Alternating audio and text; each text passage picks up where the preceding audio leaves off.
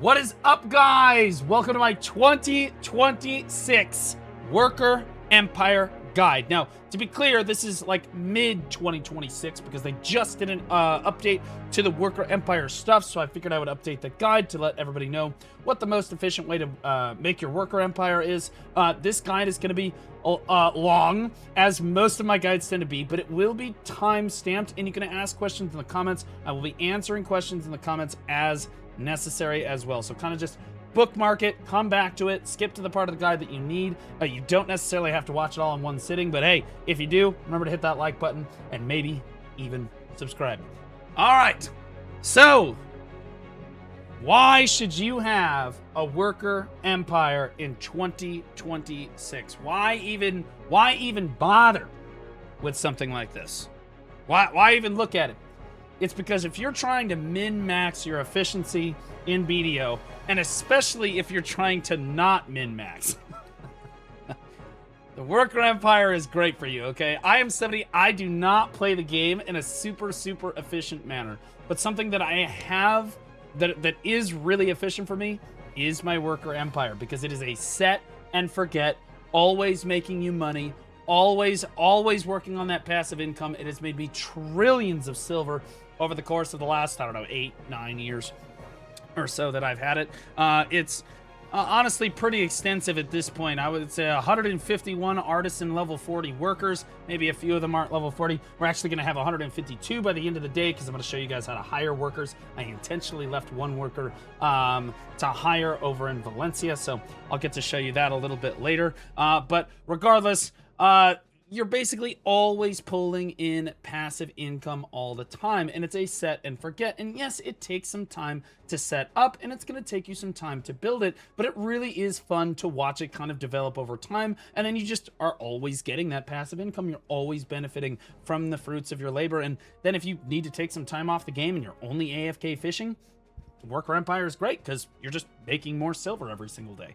If you ask me how much silver I make every day from my Worker Empire, well, very conveniently, I can tell you, because when I click on Calpheon here, almost all of my materials are deposited to Calpheon.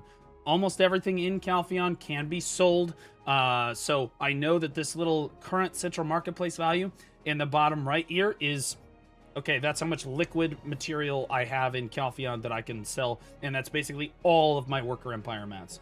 Yes, it takes a little bit of time to liquidate that, but I'm going to give you some tips and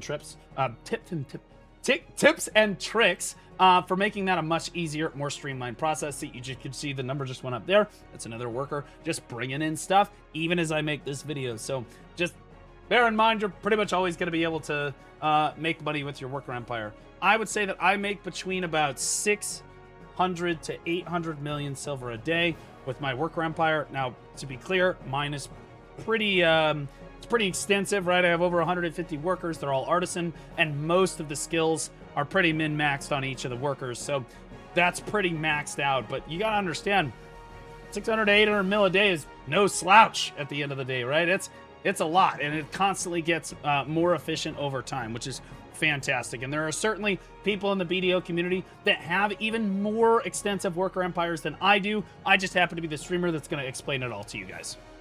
All right, the basics. All right, if you're brand new to Black Desert Online and you've never, you don't even know how to even start your Worker Empire, it's totally fine. Basically, the idea here is that you're going to hire workers, and you're going to use your contribution points to connect to different nodes on the map, and then you're going to send workers to those nodes that are going to gather resources for you. That was probably too complicated for you, okay? So I'm going to dumb it down so that a 5-year-old could understand it. You're going to hire slaves, okay? The slaves are going to go out and gather materials for you. And when they come back, you don't even really need to pay them, and you're going to make money, all right? So let's teach you how to hire these workers. Holy sh... Lock in. All right, so in order to hire your first worker, you're going to need something called contribution points, and you're going to need to talk to one of the work supervisors in the various towns. It's very important that you talk to the correct work supervisor. You're looking for like node workers, not sex workers. Okay, so make sure that you lock in and you talk to the right NPC here. All right. When you talk to the NPC, there's only a certain amount of workers that you can have per town. All right. So if I click contract workers right here, and you can hire workers in each town, no matter which worker supervisor you're talking to. This is a recent feature that was added to the game. So you can basically just talk to one worker supervisor and hire workers in every region of the game if you want to, so long as you've discovered that region. All right, you can see I have 12 workers in Velia, 4 out of 4 workers in Olvia, 1 out of 1 worker in Ilia, 20 out of 20 in Heidel, 4 out of 4 in Glish. You get the idea, okay? Every single town in the game can hire workers, for the most part, with the notable exception of Moiquin, but that's a red town, and we're not really going to get into that right now. Now, before we get into the actual hiring of the worker itself, you're going to need something called contribution points in order to even do this. Now, contribution points are actually found in the top left of your screen, not to be confused with energy, okay? Energy, okay, is the arm one, big, strong one, okay? The contribution is like the Live Strong bracelet thing right there, okay? And if you're wondering, you're like, well, how do I get more contribution points? Do the main story. If you're a new player, do the main story. If you've already done the main story and you want to expand your contribution points further, you can life skill. It used to be that cooking was the thing that everybody recommended to improve your contribution points. Believe it or not, that's actually not really the best way to do it anymore. The best way to do it, in my opinion, especially if you're trying to develop with a worker empire specifically, is to AFK fish. Okay, that helps tremendously. And then farming is actually the big one. Farming is actually really, really easy to do. It also is very passive income. It goes hand in hand with a worker empire.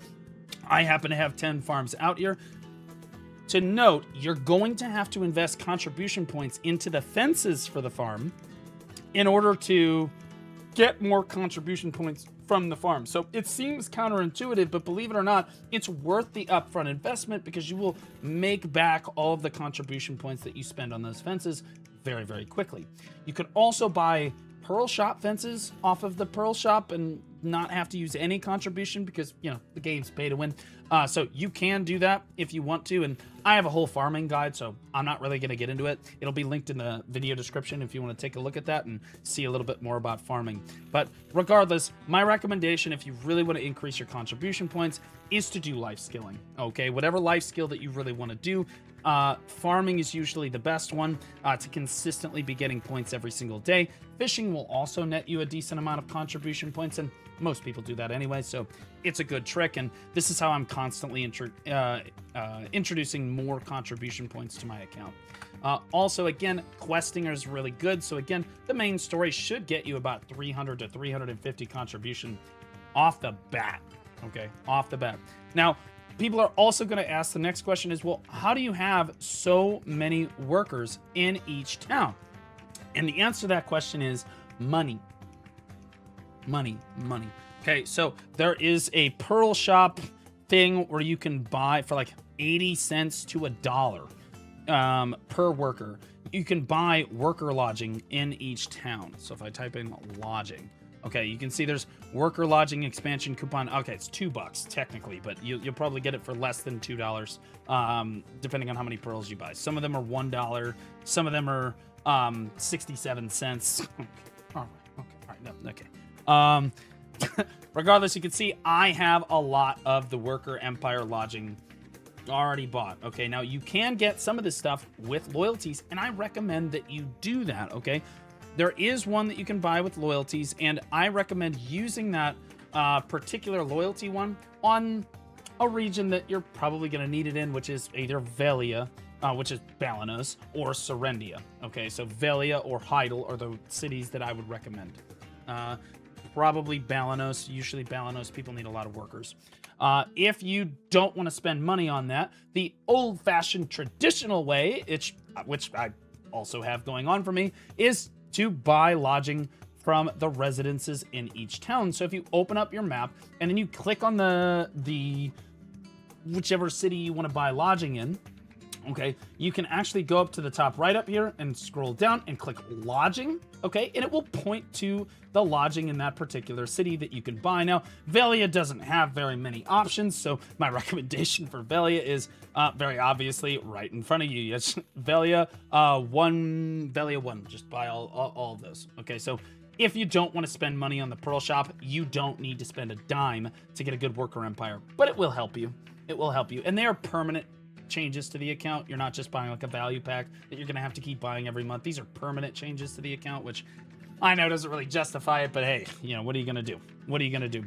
Now, in Heidel, there is one very specific set of lodging, because I'm gonna go through each of the major towns and tell you the most efficient lodging in each town to go ahead and grab, okay? So Heidel actually has a ton of lodging, and it's all up here. This is the most efficient lodging in the entire game. Why? We have no idea. Heidel 8-1 up here is really insane, okay? All of this, you want all of these things. These will give you, like, they're basically one contribution point for one worker lodging, which is absolutely nuts, okay? So that's extremely efficient lodging, and you get so many workers in Heidel with that. Calpheon is another one that you're probably going to need to hire more workers than the town actually allows you to.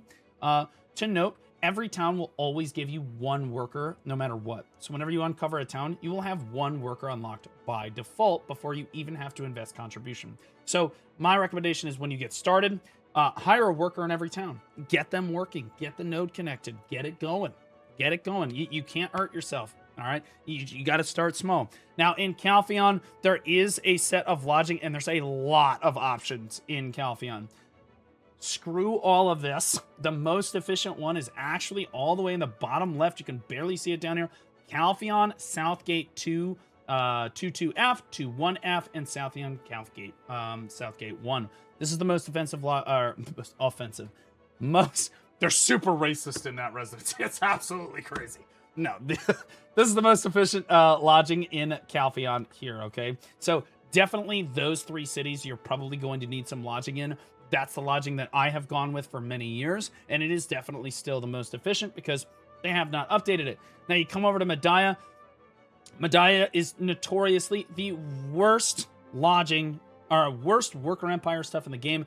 I do not recommend doing anything in Mediah, and with the one worker you're going to get in Tariff and Altanova, I'll show you exactly what to do with it, but it's not very efficient unless you have a ton of contribution points, so you don't really want to hire... you don't really want to have any lodging in Altanova. Now, Valencia, a little bit different. Maybe you want a few more workers in Valencia. That's entirely up to you. But again, Valencia is more of one of these cities where you're probably not going to need too much lodging. But again, you can just go to the lodging here. There are a lot of options. There's not a lot of like super great options in Valencia. That's why I don't necessarily recommend hiring extra workers in Valencia City, but it can be extremely convenient, okay? You're going to want to click around on these. Some of them are 1 for 1, right? And some of them are 1 for 2, so you need to be careful. You don't want to put 2 contributions points in for 1 worker lodging. You want to do 1 contribution point for 1 worker lodging, okay? So just make sure you're paying attention to that, okay? I think that's it, right? Ulukita. Okay, the rest of the regions, I'm just going to tell you right now. Ulukita, nope. No lodging. Drieghan, no lodging. Mount Eternal Winter, don't bother. Kamasylvia, or Grana. Grana, you could technically do it, but again, I don't recommend it because you can connect most of the Kamasylvia nodes that you're going to need can be connected through Calpheon, and believe it or not, you can run a worker through Calpheon. And it's fine. It's better. Okay? So, wouldn't necessarily recommend hiring stuff in Kama. If you want more workers in a specific town, I recommend doing the Pearl Shop thing for like 80 cents, but if you really don't want to spend money, you can always just, again, click on the town, go to the lodging, and hire whatever workers you need. One region that we don't talk about very much, but we're going to be talking about in this guide, is Land of the Morning Light. Not too many adventurers spend time over here, but this is actually one of the most efficient regions in the game for worker empire stuff. Okay, not technically the most efficient, but one of the most efficient. Okay, so if you're going to hire workers, not a bad place to start, okay? But pretty much all worker lodging in Land of the Morning Light is the same. It's going to be 1 lodging for 1 contribution point. For some reason, the developers decided to standardize that a little bit better in Land of the Morning Light, probably because it's one of the more recent regions. Okay.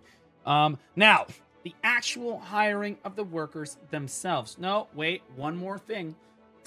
The differences between the workers, because there are options for workers. And there are like probably a dozen different worker types in BDO now, but really there are only 3. And I'm going to explain the 3 to you, okay? So there are goblins, giants, and humans. You know what? So there are goblins, giants, and humans, all right? In every single region, there are variations of these in some cases. Like down in Kamasylvia, you have Papu, and then you have Fatus. The Fatus are giants, the Papu are goblins. It's pretty obvious. It's like this in a lot of the regions. In Land of the Morning Light, you've got the tortoise guys, the turtles. Those are the giants. And then you've got effectively humans. Okay, if you're not sure, you can always check. There's dwarves in Ulukita. Those are typically giants, the giant equivalents, I believe. I could be wrong about that. Somebody can correct me in the comments. They might be goblins, but I'm pretty sure they're giants. Regardless, most of the regions are going to be goblins, giants, and humans. All right, they're goblins. Okay, so I apologize. Thank you, chat. This is why we do it live. So dwarves are goblins. Okay, according to chat. All right, so my bad. I mixed that up. There are differences between these workers, okay? Now, which one, what the differences are kind of minute, okay? So I'm going to go through them, and it's going to get a little technical, but, you know, you can make the decision for which one you want. Most of the time, if I'm being entirely honest, what most players do is if you roll an artisan worker, they don't really give a shit what type of worker it is. You take the worker, okay? It's just you get what you get, you know what I mean? But if you're really trying to min-max and you're really trying to get technical with it, I'll explain the differences to you. So, there are things in the game called sacks. You're like, what's a sack? There are many different types. Yeah. There are many different sacks in the game. Every node that you put a worker on is going to bring back an extra resource. It's like an extra thing that they bring back with them. And then when you open the sack, you get a bunch of extra resources. So it'll give you, depends on which type of sack it is, right? The farmer sack is going to give you some fruit of nature, which is really, really good, right? There's some miner sack, which is going to put me on an FBI watch list somewhere. But that one's going to give you a bunch of gemstones. There's some archaeologist sack. So it really just depends on what type of node that your worker went to, but there are lots of different sacks in the game, and these help you get more money from your nodes. Okay, every time your worker completes a cycle and a rotation and brings in materials, they will also bring back a sack. Well, most of the time they will bring back a sack, and that's where it gets interesting for the worker types. Okay, so goblins don't bring back. Well, we're gonna start with giants. Giants are the simplest to understand. Giants bring back the most raw materials. Giants bring back the most raw materials. So if you look at a node and you're like, I really need this date palm, and I don't care about the sacks, I really want the date palm, or I really need this birch timber for XYZ, or fir timber is really good right now. Giants are usually the best way to do that. Okay? Giants are usually the best way to get the raw materials from the node that you're working on. Okay? But they have the slowest runtime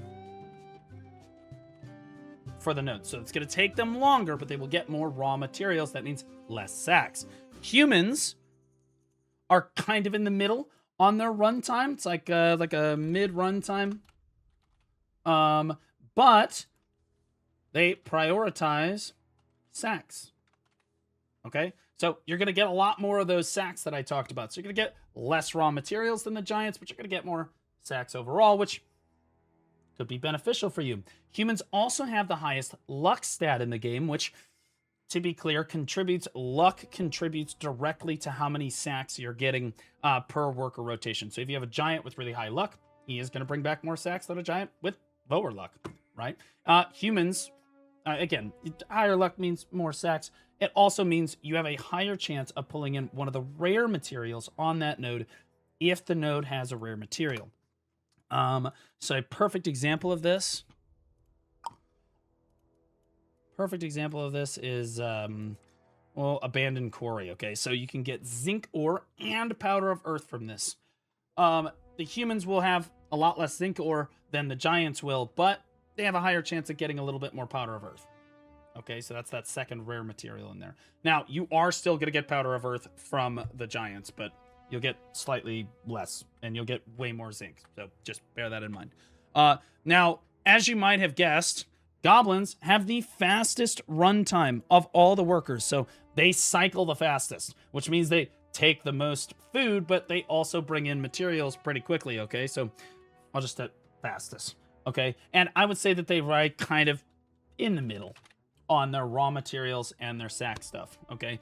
As a general rule, and when you're setting up your worker empire, you're going to end up with, to be honest, a decent amount of each of these. Okay, so you're just going to have to know which nodes need to prioritize which things. And I'm going to tell you in the guide, okay? But as a general rule of thumb, now that you kind of understand the general idea here, if the worker is really close to where they're coming from, like let's say I'm running a Velia worker out to Finto Farm right here, that's a really quick runtime.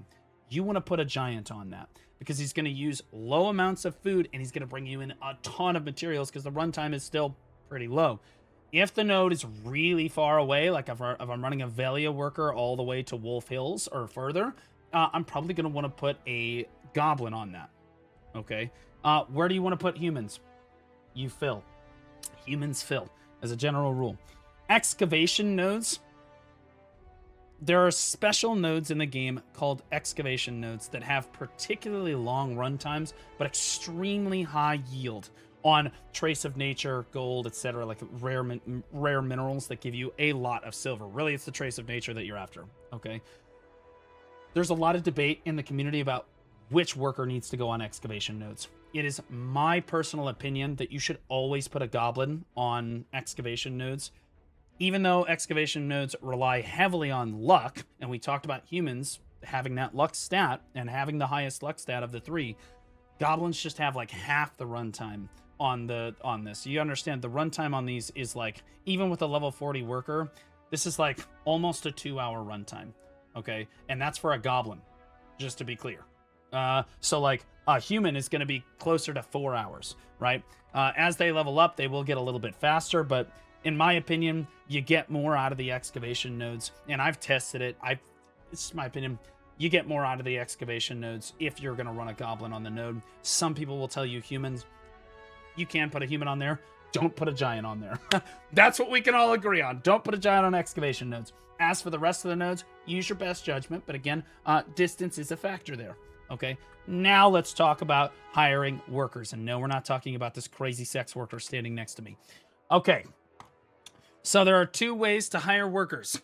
There's the worker exchange where players sell their workers, all right, on the central market, and you can sell. Okay, so that one's for Alta Nova, that's Daubal Village, that's Yukjo Street, right? And there aren't very many options here, and to be honest with you, most of these workers are completely, that's right, not all people, goblins, and giants are created the same. Some of them have extra chromosomes, some of them are born with autism, and some of them are just stupid. Okay, so usually you don't want to buy these. Usually you want to start from scratch and you want to click contract worker down in the bottom left here. This will roll a random worker for you, and I very specifically left one worker slot open in Valencia City here. Okay, so it consumes 5 energy to roll for a worker, and very conveniently on the left side of your screen here, you can see all of my various characters with all of their energy all nice and stored up so that I can roll this worker and make sure it's an artisan.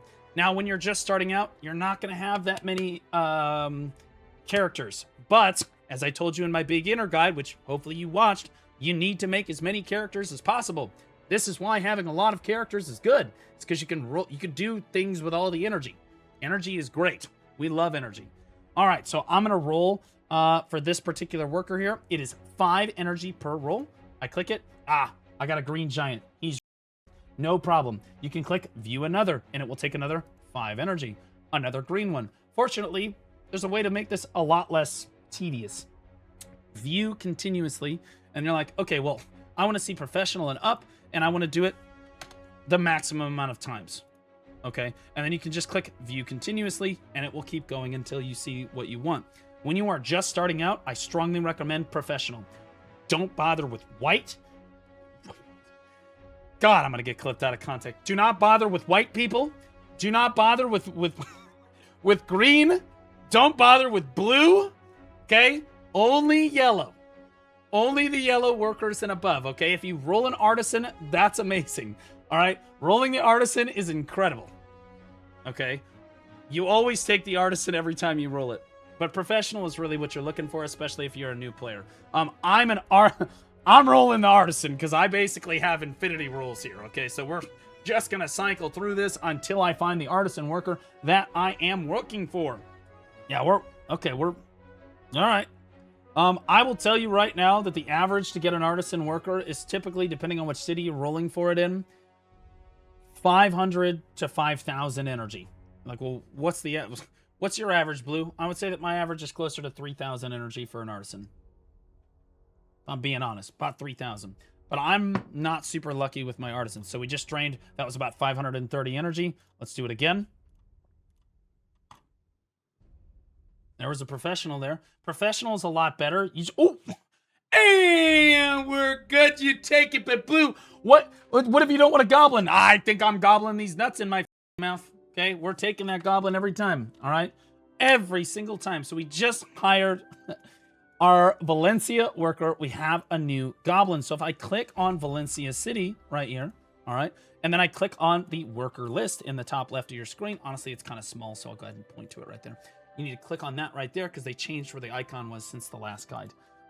You can see I have a brand spanking new worker here. Fantastic. Where am I going to put him? The best way to level it. See, I have a super complicated worker empire. All right. So I happen to know exactly what the best way to level up workers happens to be. But normally you just want to slap them on whatever node you have free. Okay. But I happen to know that the worker actually, and by the way, this is where he's eventually going to end up, is way out here. The problem with this is if I put a level 1 worker on this, it's an hour and 11-minute runtime, and he's not going to get much vanadium. He's only level 1, right? Oh, he got quick move on his first roll. That's a W. All workers have skills, and we're going to get into that in a second. But the worker actually levels up a lot faster if you put him on a short runtime node. So right off the bat, I'm going to take this guy off of Date Palm. That's another goblin. Perfect. He's level 25. You can see I was already doing this with that worker. But so you honestly, he's level 25. What's he at? He's level 25 too. Let's find one that's already level 40. Let's find one that's already... There we go. There's a human worker. Ideally, it would be a goblin. There we go. Level 40 goblin. We'll cancel that Date Palm right there for him. And I will go ahead and put this level 1 worker on this Date Palm node. You can see it's a much faster runtime. He will level up a lot faster. Okay? He will level up a lot faster. Now, when you are setting a worker to work, you can tell him how many times you want him to do that. And because he's a slave and can't do anything other than exactly what you tell him, you can tell him to do that 50,000 times. Okay? So you just max that shit out and keep that working until you turn 50. All right? You can also tell it exactly where you want it to deliver the materials. All right? I always deliver the materials that I'm going to sell to Calpheon City. But that's just me. You need to figure out for your account where you want to make all of your materials go. And I would recommend putting it in a city that has a decent amount of storage because it's going to put a lot of stuff in there and your worker empire will stop working if it doesn't have enough storage in the city to work with. So it needs to be somewhere that has a decent amount of storage, but also it's my recommendation that it's somewhere that you're not going to use crazy frequently, like probably not Velia, probably not Heidel. You're going to be there. Those are main thoroughfares.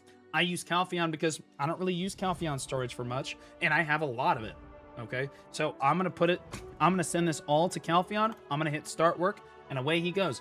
Every single time he cycles on that, he will level up. He will level up, or he will get more experience each time, okay? And he will learn skills.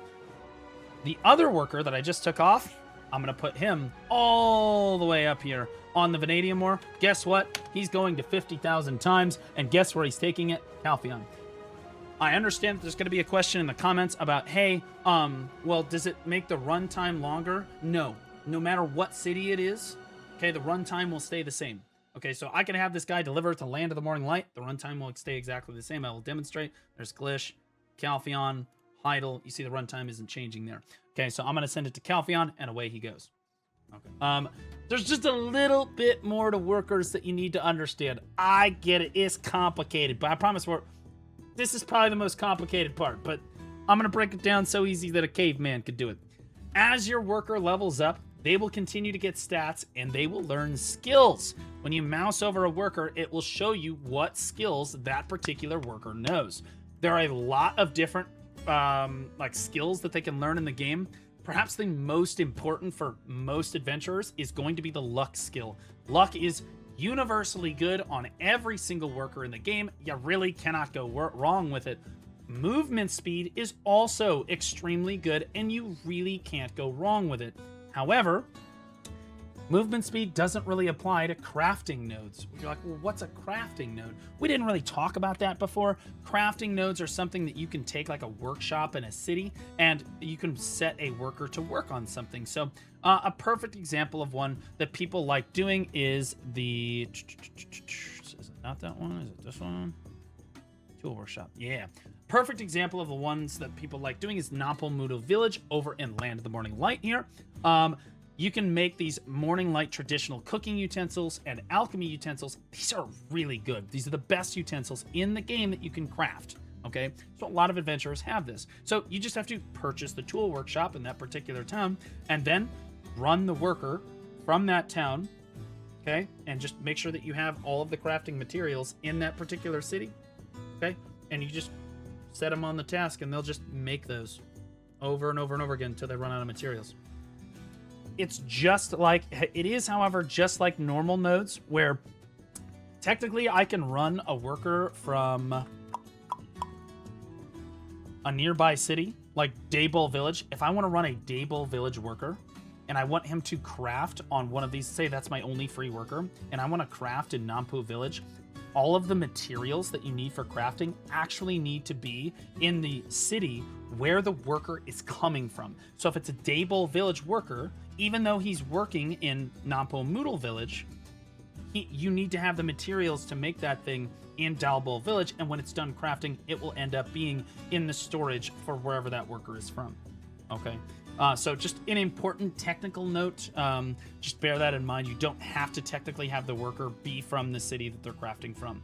But the reason I bring any of this up is that crafting nodes are actually a lot different. You want different skills on crafting workers than you want on normal workers. On a normal worker node where you're just going to get copper or potatoes or timber or whatever, you want movement speed.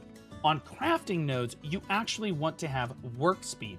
So I'm just going to recommend you, all of you, just get move speed on everything. Crafting is not something that you're going to do very often unless you're super into trade crates and stuff, which is a different guide altogether. So most of you are probably going to want move speed and luck are your big things. Thrifty just got reworked. Thrifty is also a really good skill. I would keep Thrifty if you roll it. You're like, roll it. Yes, you can roll worker skills, and we're going to get into that in a second. But you can see a lot of my workers are very min-max in the fact that they've got Lucky, Thrifty, and like the wings skills, which are like the movement skills. Some of my workers are absolutely perfect because sometimes I will just go through and roll their skills. Yeah, every so often they get EXP for doing certain amount of rotations on a node. And they will just get EXP over time. And once they have max EXP, you can roll for more skills. You do that by clicking the change skill icon here. Okay, so now I've got current EXP 100%. It takes 20% of their EXP to roll a skill. In this case, I don't give a shit about furniture knowledge. So I'm going to select that one and I'm going to re-roll it. What did we get? General knowledge. Really don't want that. That helps with refineries and crafting in town. Don't care about that. Siege knowledge. Don't care about that either. Mass production knowledge. We're getting unlucky here. Work speed. That is for crafting. If you specifically want workers for crafting on nodes, you want work speed. Really good. Okay? But I don't need that. So I don't care.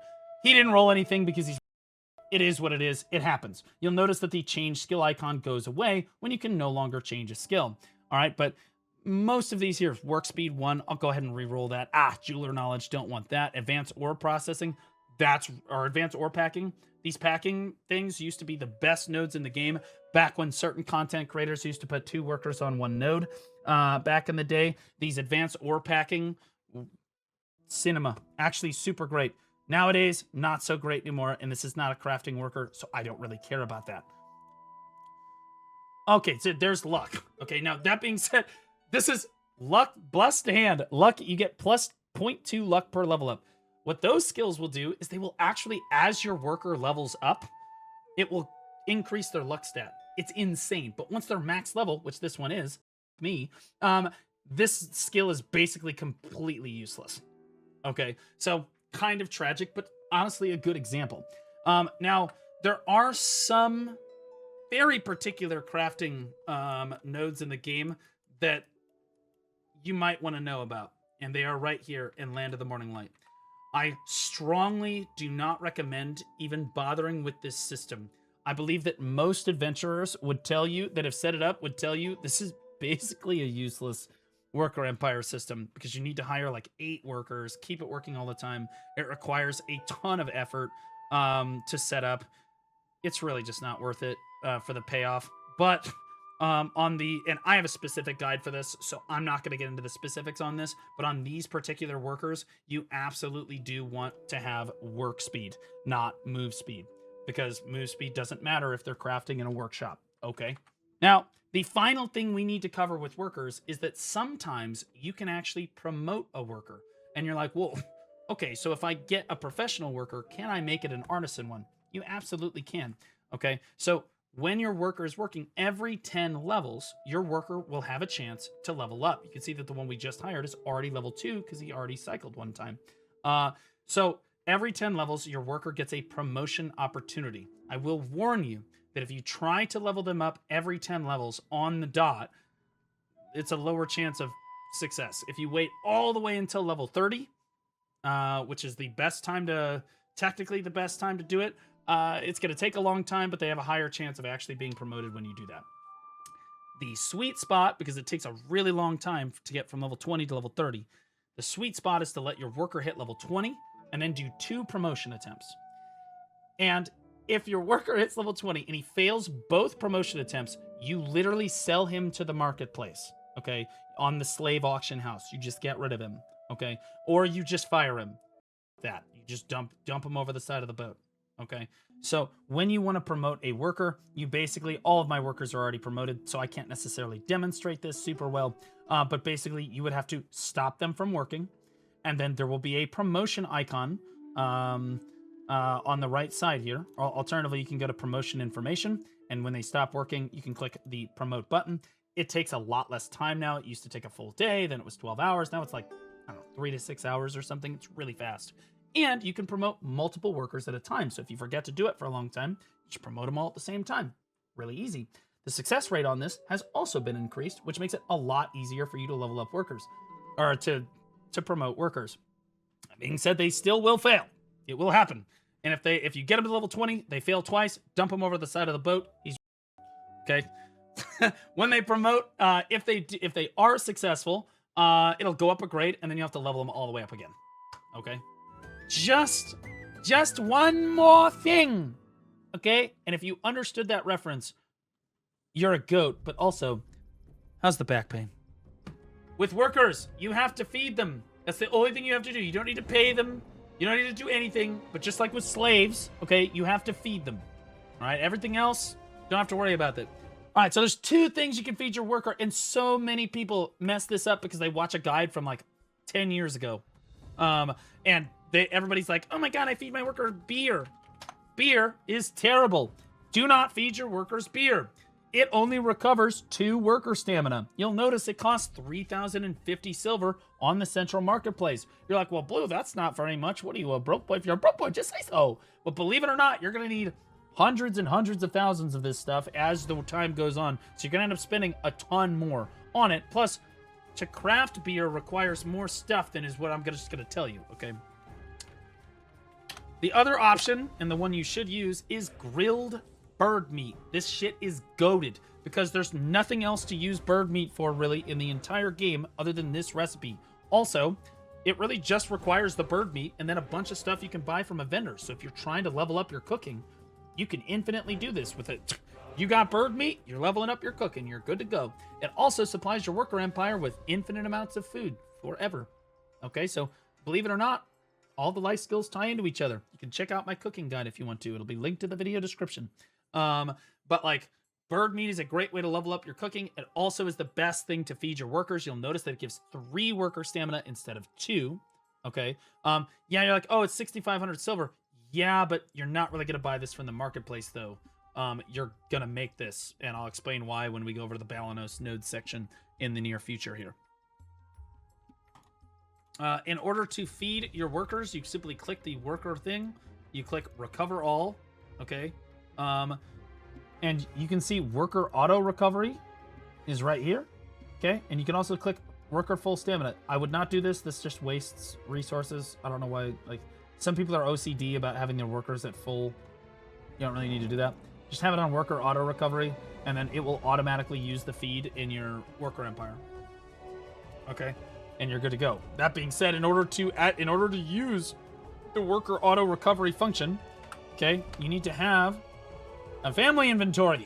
Now, your family inventory probably doesn't look like this because you haven't been playing the game for 10 years. And if you have, how many times do you get up to pee in the middle of the night? 3, 4? How's the prostate doing? Okay. The grilled bird meat, if you put it in your family inventory, it will just repeat the cycle. Okay? Just make sure you always have grilled bird meat in your family inventory, and your workers will always be fed, and you never have to worry about it. Okay? If you forget, it runs out, it's okay. Just put it back in your family inventory, restart them again. You just hit repeat all, and you're good to go. Okay? As a side note, somebody asked, hey, you might want to show them how to put workers on your farm. So we talked earlier about how farming is integral to worker empires, and believe it or not, they go hand in hand with each other even more. Okay? Because you don't even need to tend to your farm. You can have slaves tend to your You can have slaves tend to your farm for you. Okay? So you can have them go to your farms, and you don't have to do anything with them until the crops are ready to harvest. Okay? And you can look at my farms. Yes, I use the big fences because I like to RP a little bit. Okay? So you can see my farm. I already did my farms today, but they're at 5%. Okay, so you can plant all these crops and stuff. But I have workers basically working on this 24/7. I don't need to do anything until they max out. Okay? Yeah, that's true. You know, instead of slaves, we'll use something a little bit more politically correct. Guys, make sure that you put your undocumented employees on your farms. Okay, they're excellent at working on them. Also, on your farms, you always want giant workers. I forgot to say this before. I apologize. Your farms should always be giant workers, no matter what happens. Okay. Giants require the least amount of stamina, least amount of upkeep to do, and it doesn't really matter how quickly they're returning materials. It just upkeeps the farm. Okay. Now, you're like, well, Blue, you haven't even explained how to connect nodes and stuff. How do I run? Don't worry, I'm on it. I got you. Now we're going to talk about how to connect your different nodes and stuff. And to be clear, I'm actually going to do one for you really quickly. I'm going to cancel that. All right, so let's connect the nodes. All right, we have 2 ways to connect nodes. 2 ways. All right, first way is for people that have money.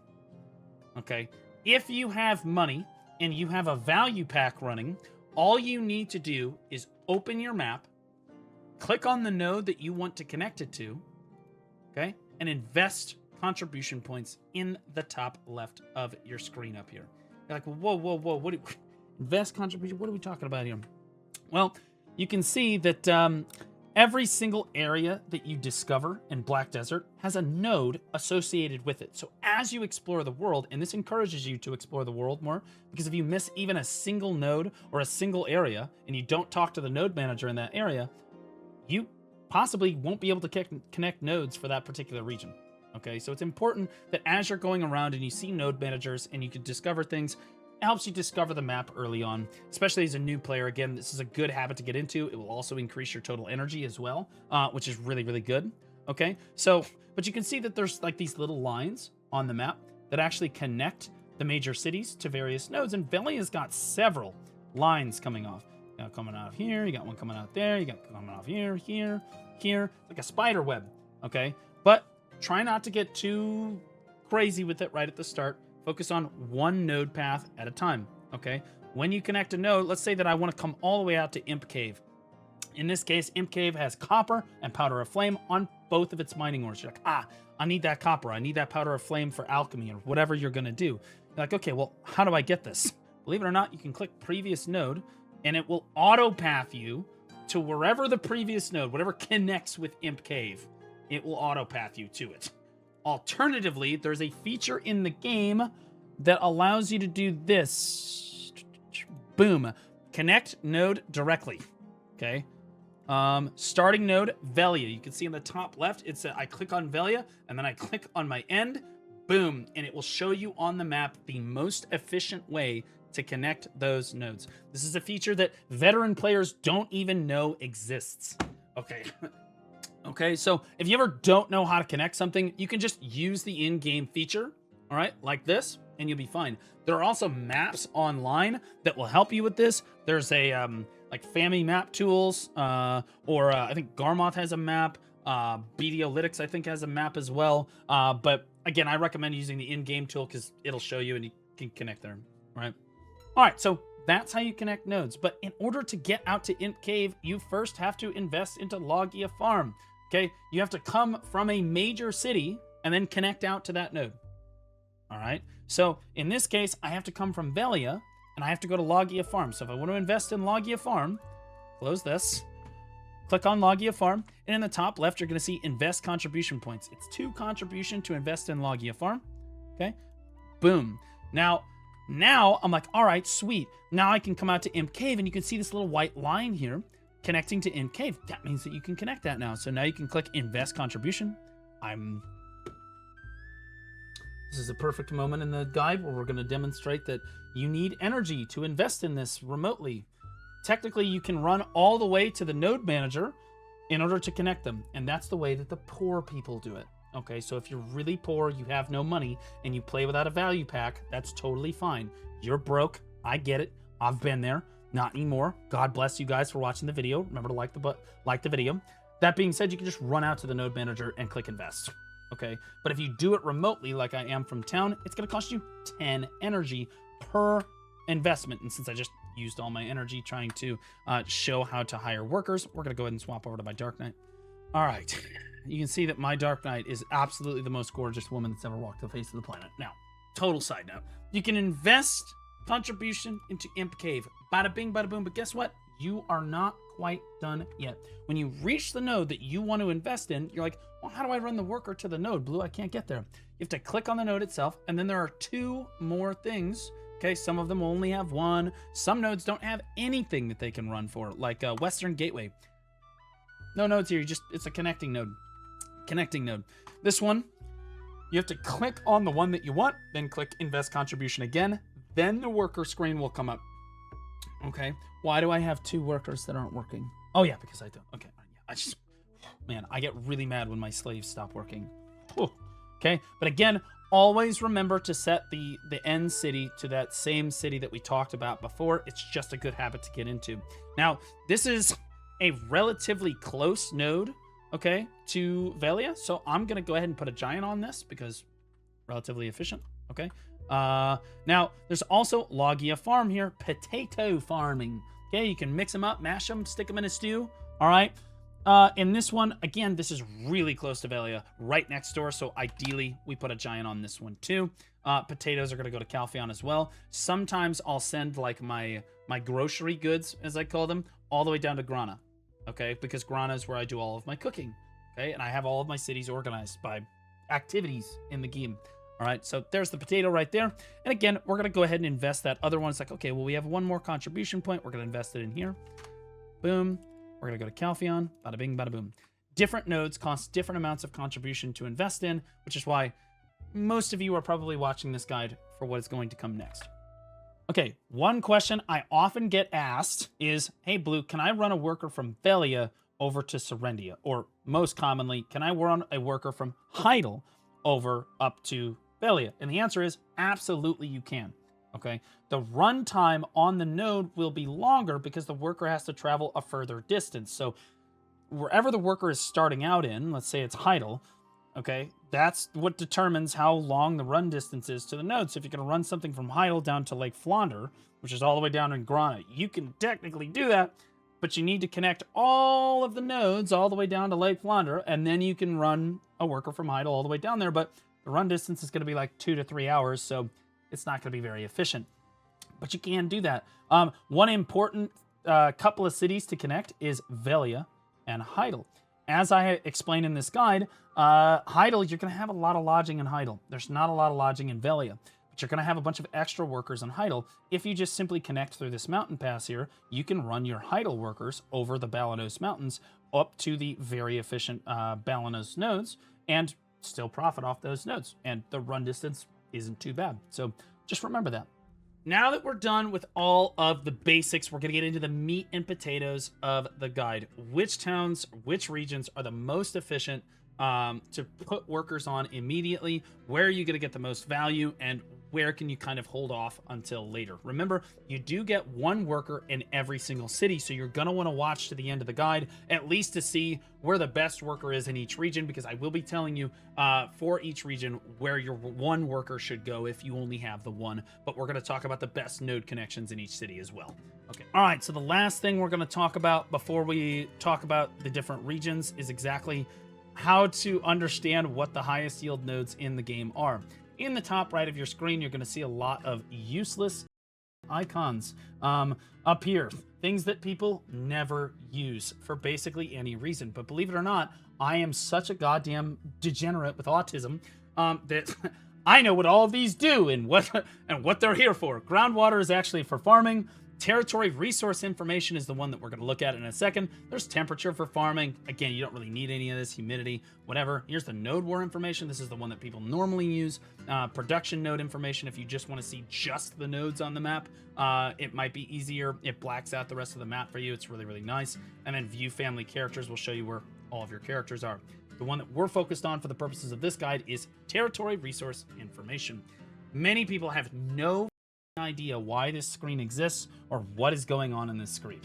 Okay, there's a bunch of bars on your screen. Okay, I'm gonna tell you right now, I have it in my previous guides too. There are 3 bars on your screen. There are yellow bars, blue bars, and green bars. To this day, we have no idea what the blue bars are for, but I'm going to speculate that they are actually how many adventurers have residence in that particular city. Okay, the problem is I don't think that the blue bars actually work.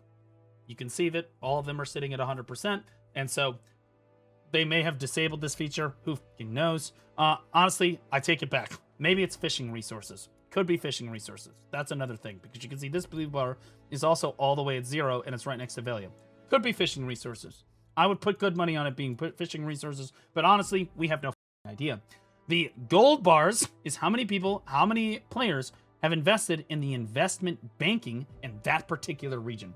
Yes, you heard me right. Investment banking. Like, oh my God, Blue, do you have a guide for that? No, it's terrible. Don't do it. It is the worst system in the entire game, and that includes trading, which they removed not too long ago. Okay. The green bar is the one you're concerned about for workers, though, and this is a super important one. Okay, and people do not understand what the green bar actually is. The green bar represents how many adventurers actually have the production node on that particular area. And if the green bar is higher, your worker will bring back more resources from that node than typical. Now, even if the green bar is at 0, so like there's the green bars are at 0 right by Velia here, because, you know, most people have these nodes, your worker will still bring back a certain like base amount of resources.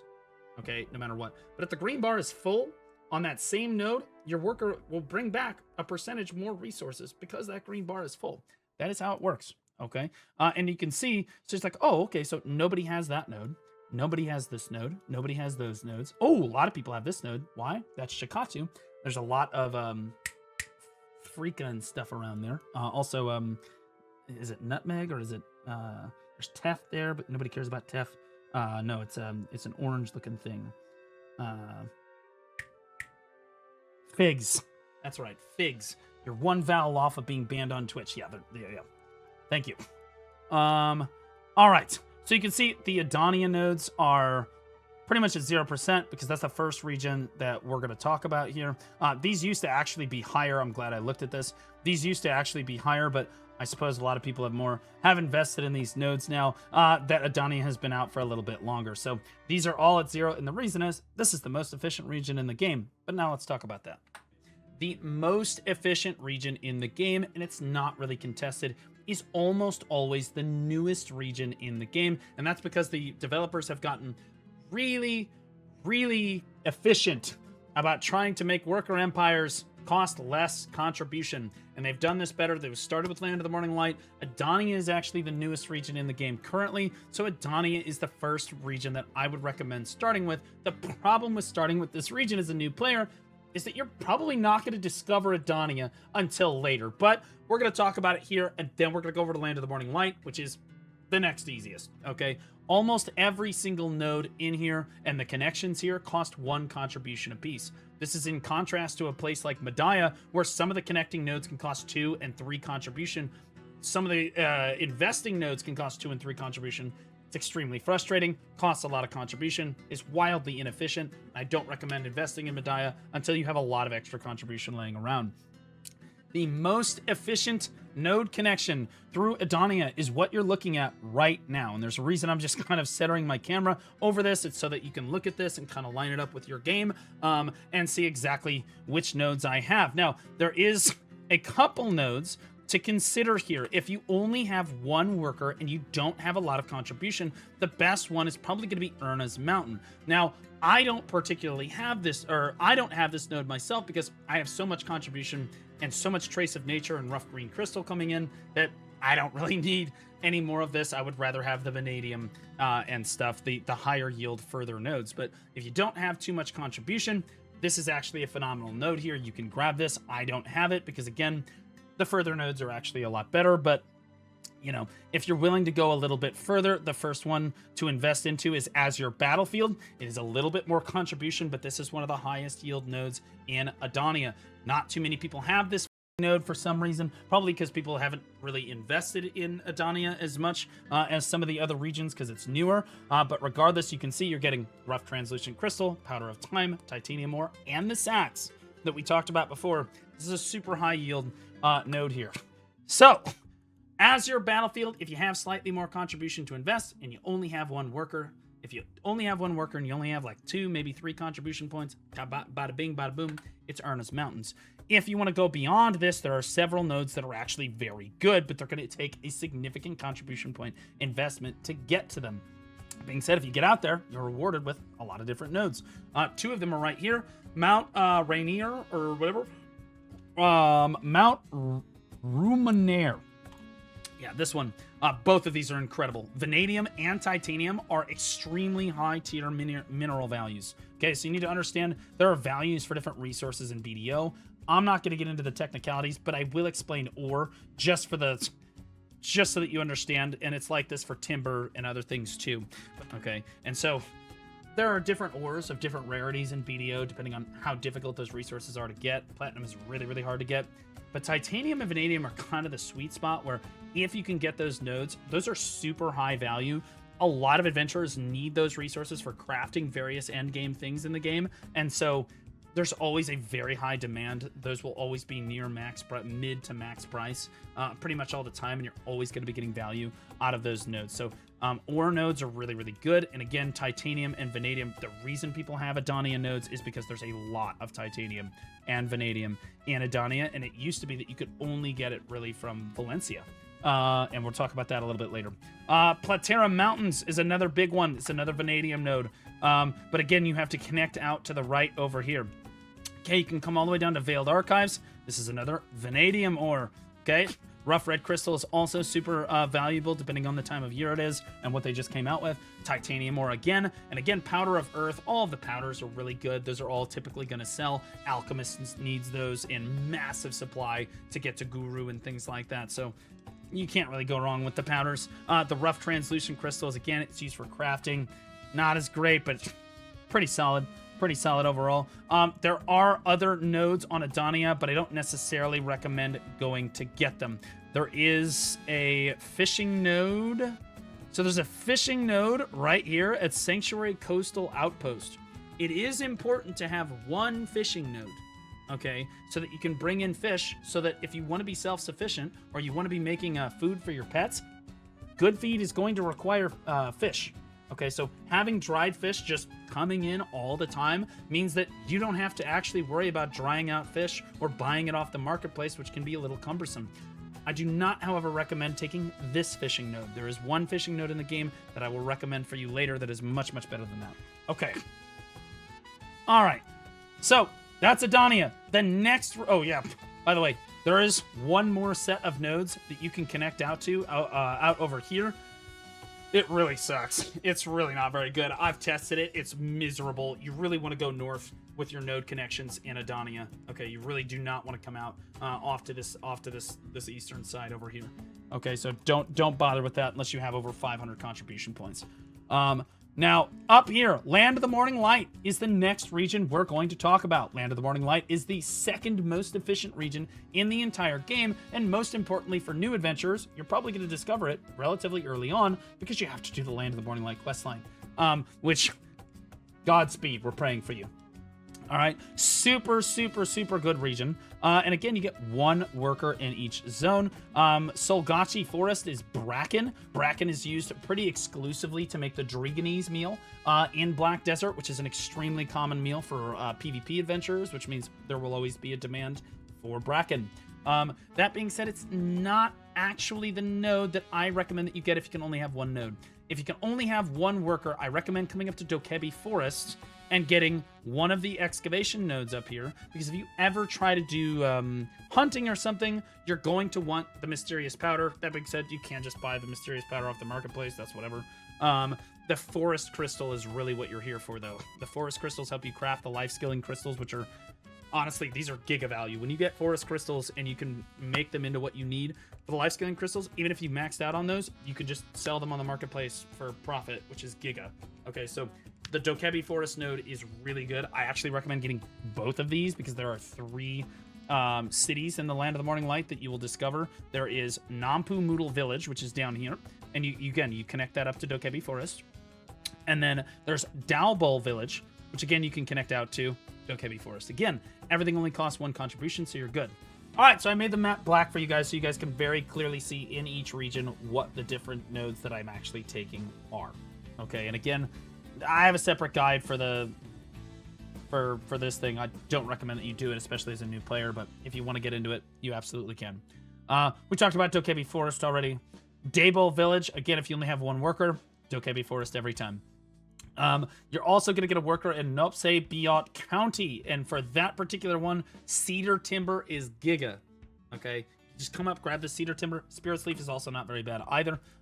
If you have more contribution, you can come up and get this Crystal of Decimation. This is technically Bis. If you just have 2 more points of contribution, you can come up here and get this one. And you're like, which one's technically better? This one, if you've got the contribution. The Crystal of Decimation is really nice because, again, you can make them into crystals that people need for grinding and then sell them in the marketplace. Really good. You're also going to need them too, which is important. Also, gets to this maple node later, which is important for maple sap more than anything. Maple timber is kind of mid, but maple sap is really important.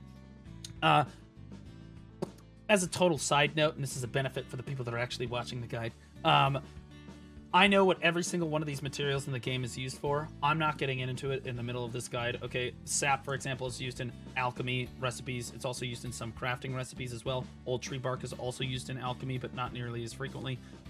So I'm just not going to get into it. I'm just going to tell you whether or not it's valuable or not valuable. Okay. Results will vary by region, but generally speaking, that's how it works. Okay, so if you have extra workers to with, okay, you can come down here. Bracken, not bad, not super great though either. We talked about the Drieghanese meal before. Pine timber, pine sap. Pine sap is used to make fishing boats. Fishing boats are not nearly as useful as they used to be, but hey, you know, pine sap's also used in some alchemy recipes. Pine timber is kind of mid overall, but hey, if you have 2 extra workers, throw them on there. Balmain County, pine timber, pine sap. Again, it cannot go wrong. You can extend down to there to grab that golden pig cave. This is a giga node, but also, I'm going to be honest with you, the yield on this is extremely low. The Crystal of Darkness, the Crystal of Bitterness, for some reason, maybe I'm just unlucky, but I've had this node for like 2 years at this point. I've gotten like 3 of them. Okay, it's rough. It's rough out here. That being said, Trace of Nature is always good. Always good. Because alchemists need that in massive supply. So it's always going to be basically at max price. You sell that at max price every single time. Mysterious Powder is going to sell at min price basically all the time. But you need it for the Master Hunting Matchlock. That's pretty much its only use in the entire game. Alright. I think that's it. Yeah. Oh, over here. Godu Village. You're just going to reach out. You're either going to take this one right here. Birch Timber, Birch Sap.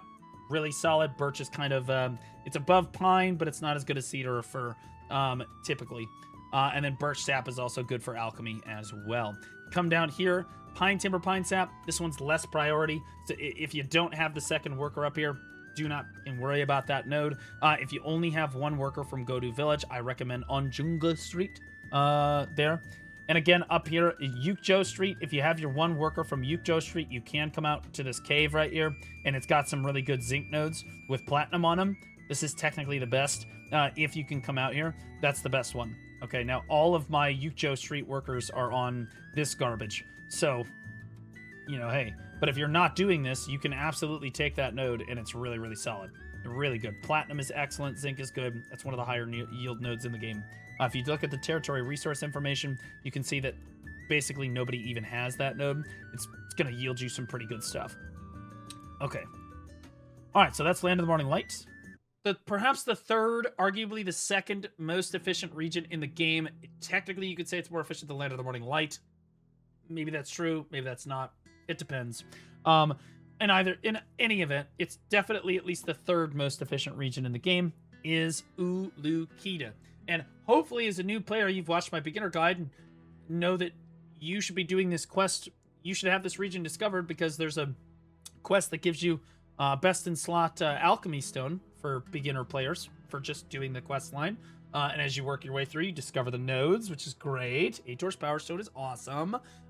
So these nodes all require only one contribution point apiece. And again, you're going to get one worker guaranteed in Asparkan, Belandir, and Muzgar. So you're going to have 3 workers just off the bat.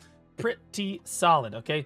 Now, if you only have one worker in Asparkan, you're going to put it on Neruda because Acacia Sap is extremely difficult to get a hold of. The only other Acacia Sap node in the game is in Mediah.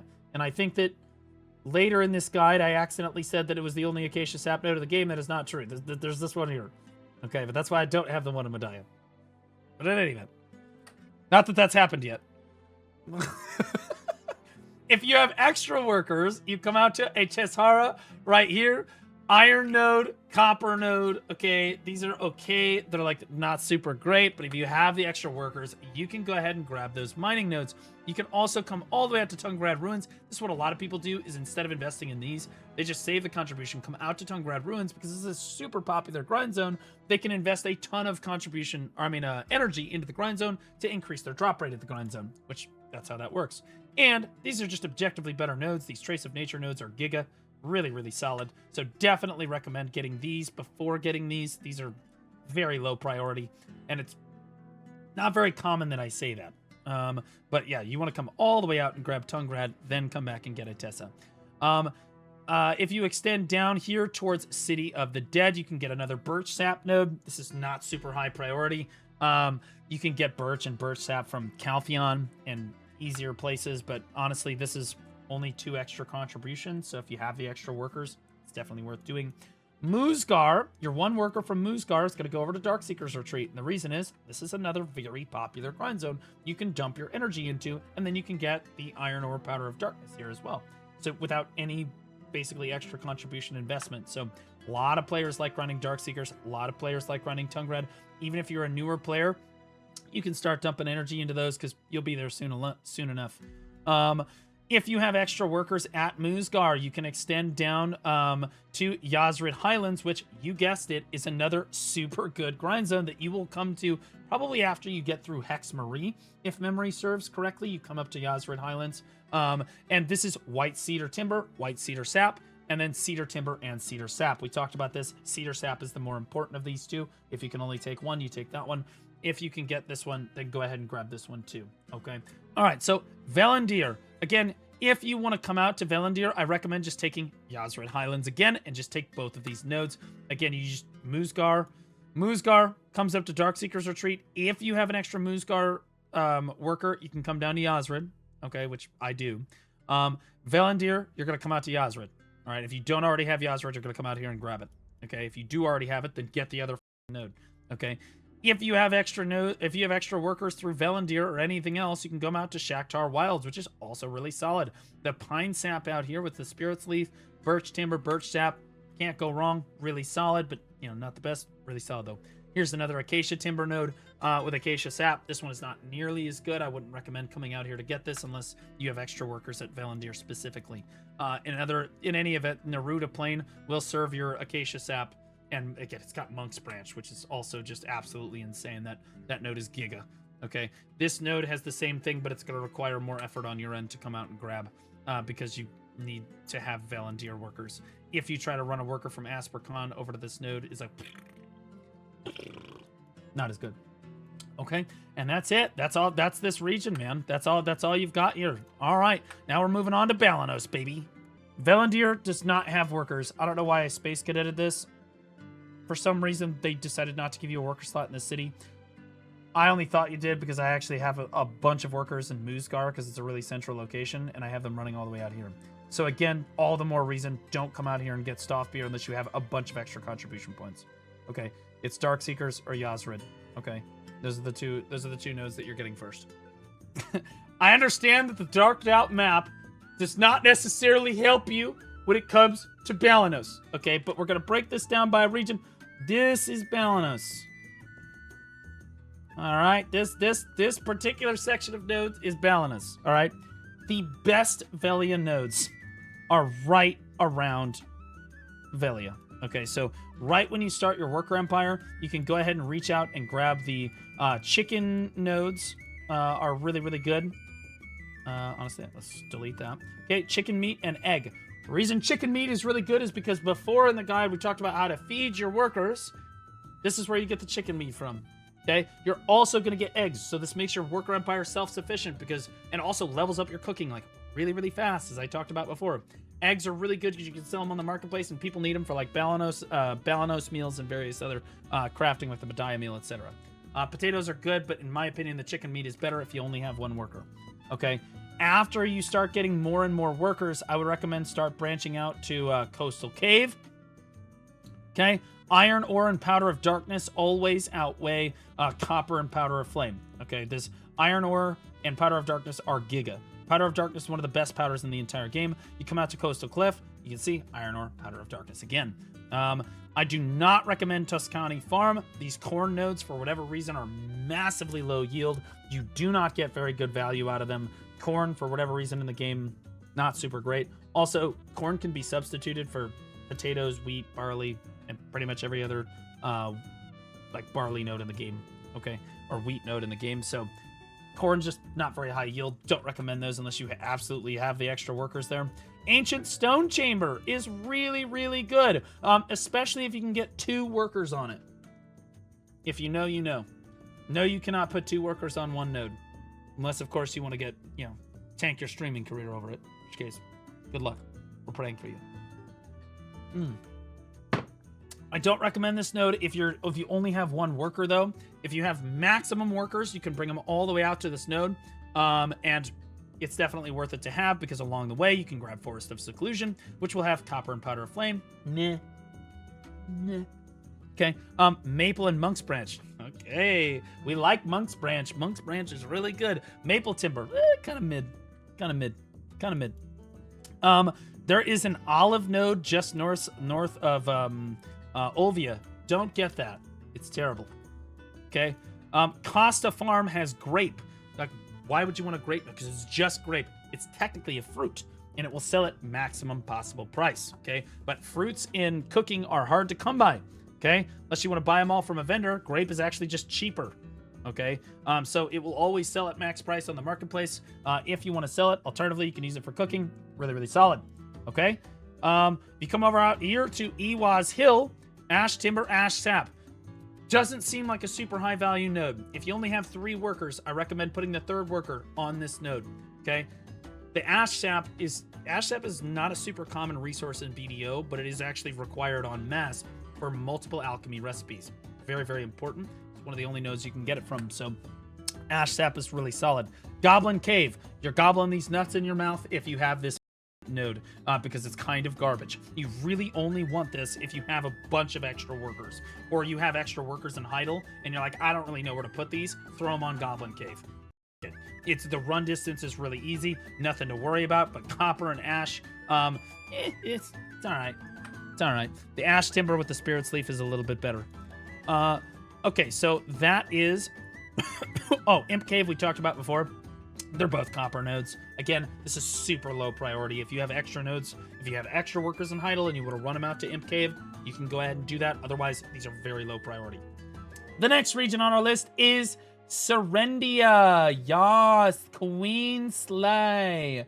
Serendia is a really big region, and Heidel is actually a central hub for a lot of adventurers, and you're going to have a ton of workers coming out of Heidel. You're going to be sending them over to Mediah, you're going to send them over to Calpheon, you're going to send them north to Valencia, you're going to send them south to Drieghan in some cases, and all over the place, because this is where a lot of your workers are going to be stationed because of how efficient the lodging is, and we talked about that before. Okay, so you're going to have a lot of workers here, assuming you want to min-max this.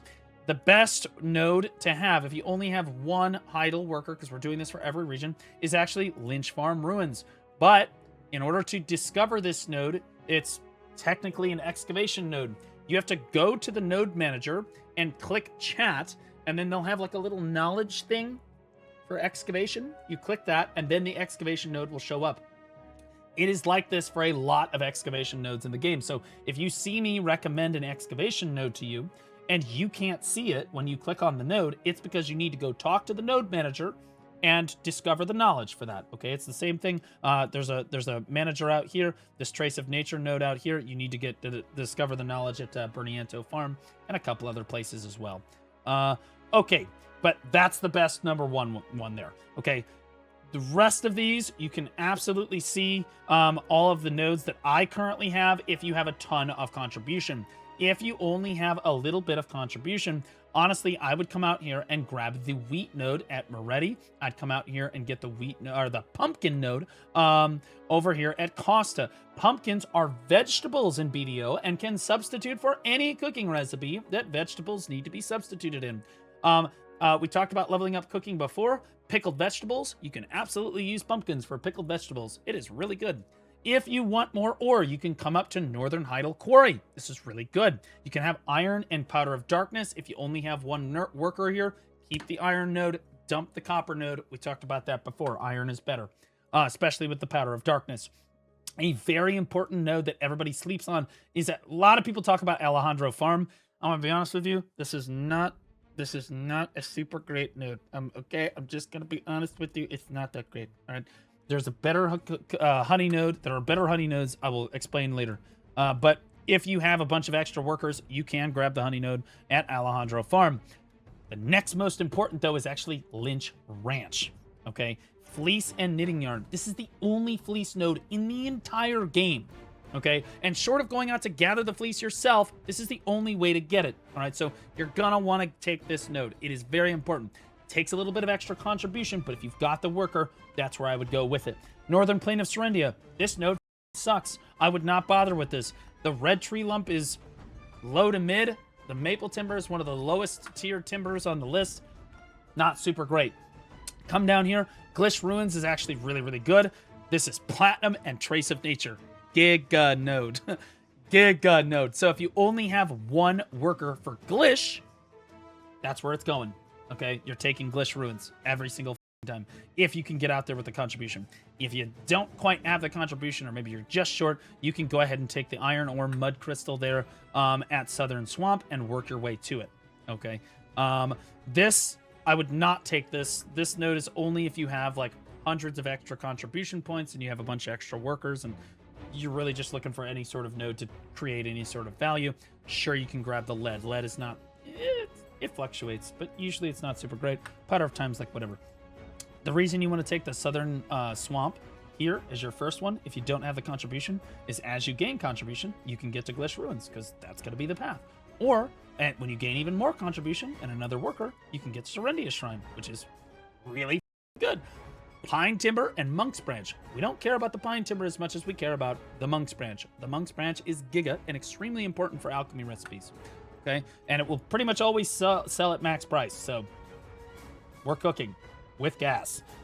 If you have a bunch of extra contribution, you can come out and get this maple sap node here at Castle Ruins. Again, maple timber is not a super high priority. Maple sap, though, it's important. It's not the most important sap, but it's more important than the timber, I'll tell you that. Okay. I think that's all of them. I think that I covered pretty much all of them. Oh, this bunch of silver azalea is honestly terrible. Okay. The only reason I grabbed this is because I actually just have an extra worker here, and I'm like, okay, well, I'm just going to throw this. This is a terribly bad node. Silver azalea is really only used if you're trying to level up alchemy, or you know that alchemy is something that you're super interested in, and you are just dead set on not buying silver azalea off the marketplace. You can take this and you will have millions of silver azalea laying around. Okay, I have 265,000. All right, and you're just not going to be able to sell it all that quick. So just bear that in mind. Okay, it's not super great. If you come over to Kamasylvia Temple, you can connect over through, and I'm going to be honest with you. In my opinion, the best way to connect Heidel over to Alta Nova, if you want to do that, is actually not through the eastern border. You do not want to do that. You want to come down, grab this, because you're already going to have Moretti Plantation here. You're going to come down, you're going to get... We talked about Serendia Ruins. That's really good. Then you can come up to Kamasylvia Temple. Okay? Kamasylvia Temple, mushrooms, and flax. Flax is usually more important. Old guides will tell you that flax is actually the best thing in the game to level up your processing. I'm going to tell you right now that is outdated information. Flax is not super great for this. Okay. The best thing to actually level up your processing, just as a side note, and completely unrelated, is to, this is my cooking region, so you're going to see a lot of meals here, is to make flour, make dough, make stuff that you need for cooking. Really important. Any sort of dough, any sort of flour, stuff like this, really, really good to level up your processing. So flax, not as useful as it once was. I think that's Serendia. Like, we're good. If you're going to connect Serendia over to Calpheon, you want to do it through Brady Fortress. Okay, because you're going to come down and it allows you to take Ozzy Pass with very little effort. And we're going to talk about Calpheon here in a second. So just make sure that you're connecting down through there. If you're going to connect Heidel down to Duvenkroon, which is another important one, and we're going to talk about that later, you want to come this way. You want to come all the way down here. Okay, this is how you get across the mountain pass here, and that's how you get to Kumut Lumber Camp. So if you're really late game contribution, 450 plus contribution, Kimut Lumber Camp is really good. Actually, 400 plus contribution probably. 420. The Pine Sap, Birch, Timber, these are really good nodes. These are excellent, excellent nodes. If you have the extra contribution to spare. But I'll be honest with you, early and mid-game, not worth it. Not worth it at all. Next up, Calpheon! Calpheon's a more complicated region. It's much larger than Balenos and Serendia, and so understanding the nodes and discovering the different nodes is a little bit more difficult for a new player. But I'll be honest with you, kind of just get it pretty quickly. Veteran players probably have all of these nodes uncovered. They just don't know which ones are necessarily the most optimal. Okay, if you only have one worker in Calpheon, I'm gonna recommend that you come up and grab Berniento Farm. Talked about that briefly before. The run distance on this particular node, on this particular excavation node, is pretty short. It gives you double Trace of Nature and Platinum ores, so the yield on this node is pretty good. But you do need to talk to the node manager in order to discover the energy, or you have to use a little bit of energy to discover the knowledge just one time. Okay, now you're probably going to have a lot of workers in Calpheon because we talked before about getting this lodging down here. So for most of you, you're going to have more than one worker. But hey, what are you going to do? Now, best nodes in Calpheon to grab off the gate. Northern Wheat Plantation is really nice, but I'm going to tell you that's not the most efficient. If you just come out just a hair more, you come out to Karudo Cave out here, tin, my goat. Okay. Tin and zinc are all over Calpheon, and they are giga nodes for value. They are giga value nodes. They sell at typically very high prices. Karudo Cave is a very short run distance to Calpheon. You can technically put a goblin on this and just keep gobbling all that zinc right up in your nutsack. Okay, Old Dandelion is also on the way over here, but I'm going to be honest with you, really low value. Wouldn't take this until later unless you just have the extra worker here. Okay. You're also going to have Northern Wheat Plantation along the way. Paprika is really nice because it is a vegetable, but I will warn you, I don't recommend taking the paprika node until you have a lot of extra contribution. The reason is you can actually buy an infinite amount of that from a vendor. So all you're really doing is you're making it a little bit cheaper on yourself to do cooking. That's it. That's all you're doing. Barley. This node actually sucks worse than the paprika does. You can sell this for more money. Barley, very low yield. Terrible yield. Paprika, the yield is actually pretty good. Barley, for whatever reason, that node is just bad. The wheat node is actually better. This is the first one that I recommend taking at Northern Wheat Plantation. Then you take the paprika. Then you take the barley. Okay? If you want to branch up, and this is part of the reason I said with your early workers on Calpheon, I would come out this way, is because they all connect to each other. All right, so you can basically get all of your like 6, maybe 7 workers working immediately with one node chain. Okay, you can come all the way up to Bee Tree Ruins. Mushroom nodes are almost never worth it. Yes, mushrooms do sell for like maximum price sometimes on the marketplace, but even still, the amount of yield coming in, even selling them at max price, they just don't hold a crazy amount of value.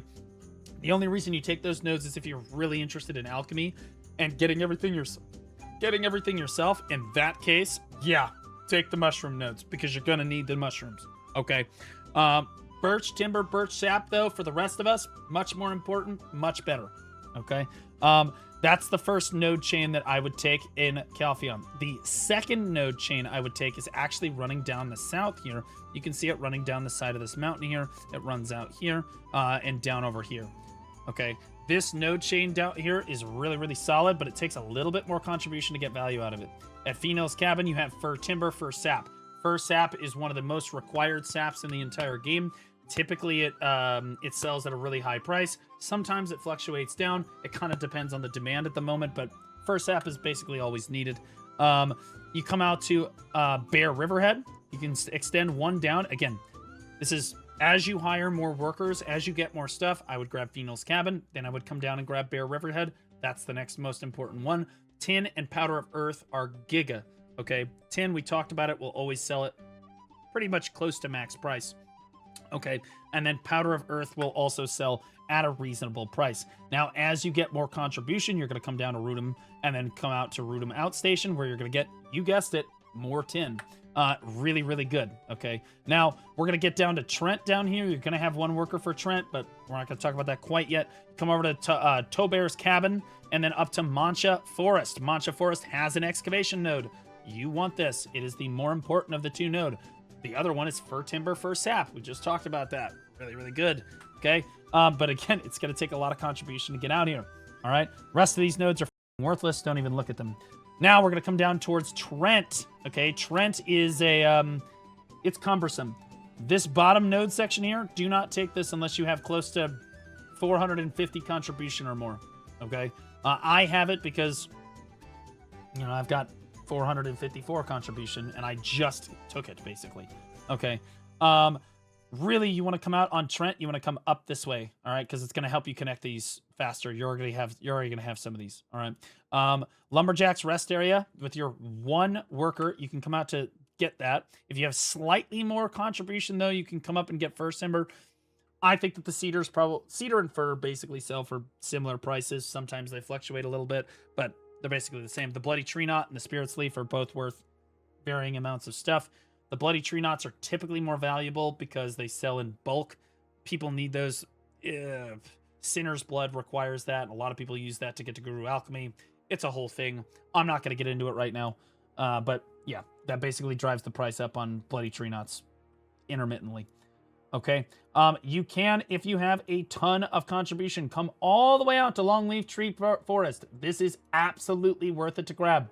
Cedar Timber, but most importantly, Cedar Sap. Cedar Sap is actually an extremely rare sap in the game as far as getting it from a node. If you ever see Cedar Sap on a node, you absolutely want to try to get that node if it's within your power. Okay. It's tough though, because you basically are dedicating like 7 or 8 contribution points to get one node. So you really don't want to do it until really, really late game. All right. There are a couple more nodes in this area here that I do not recommend whatsoever. Technically, you can come up to Hex Sanctuary and come out to Ruta Tree Stub, and there is Rough Opal here.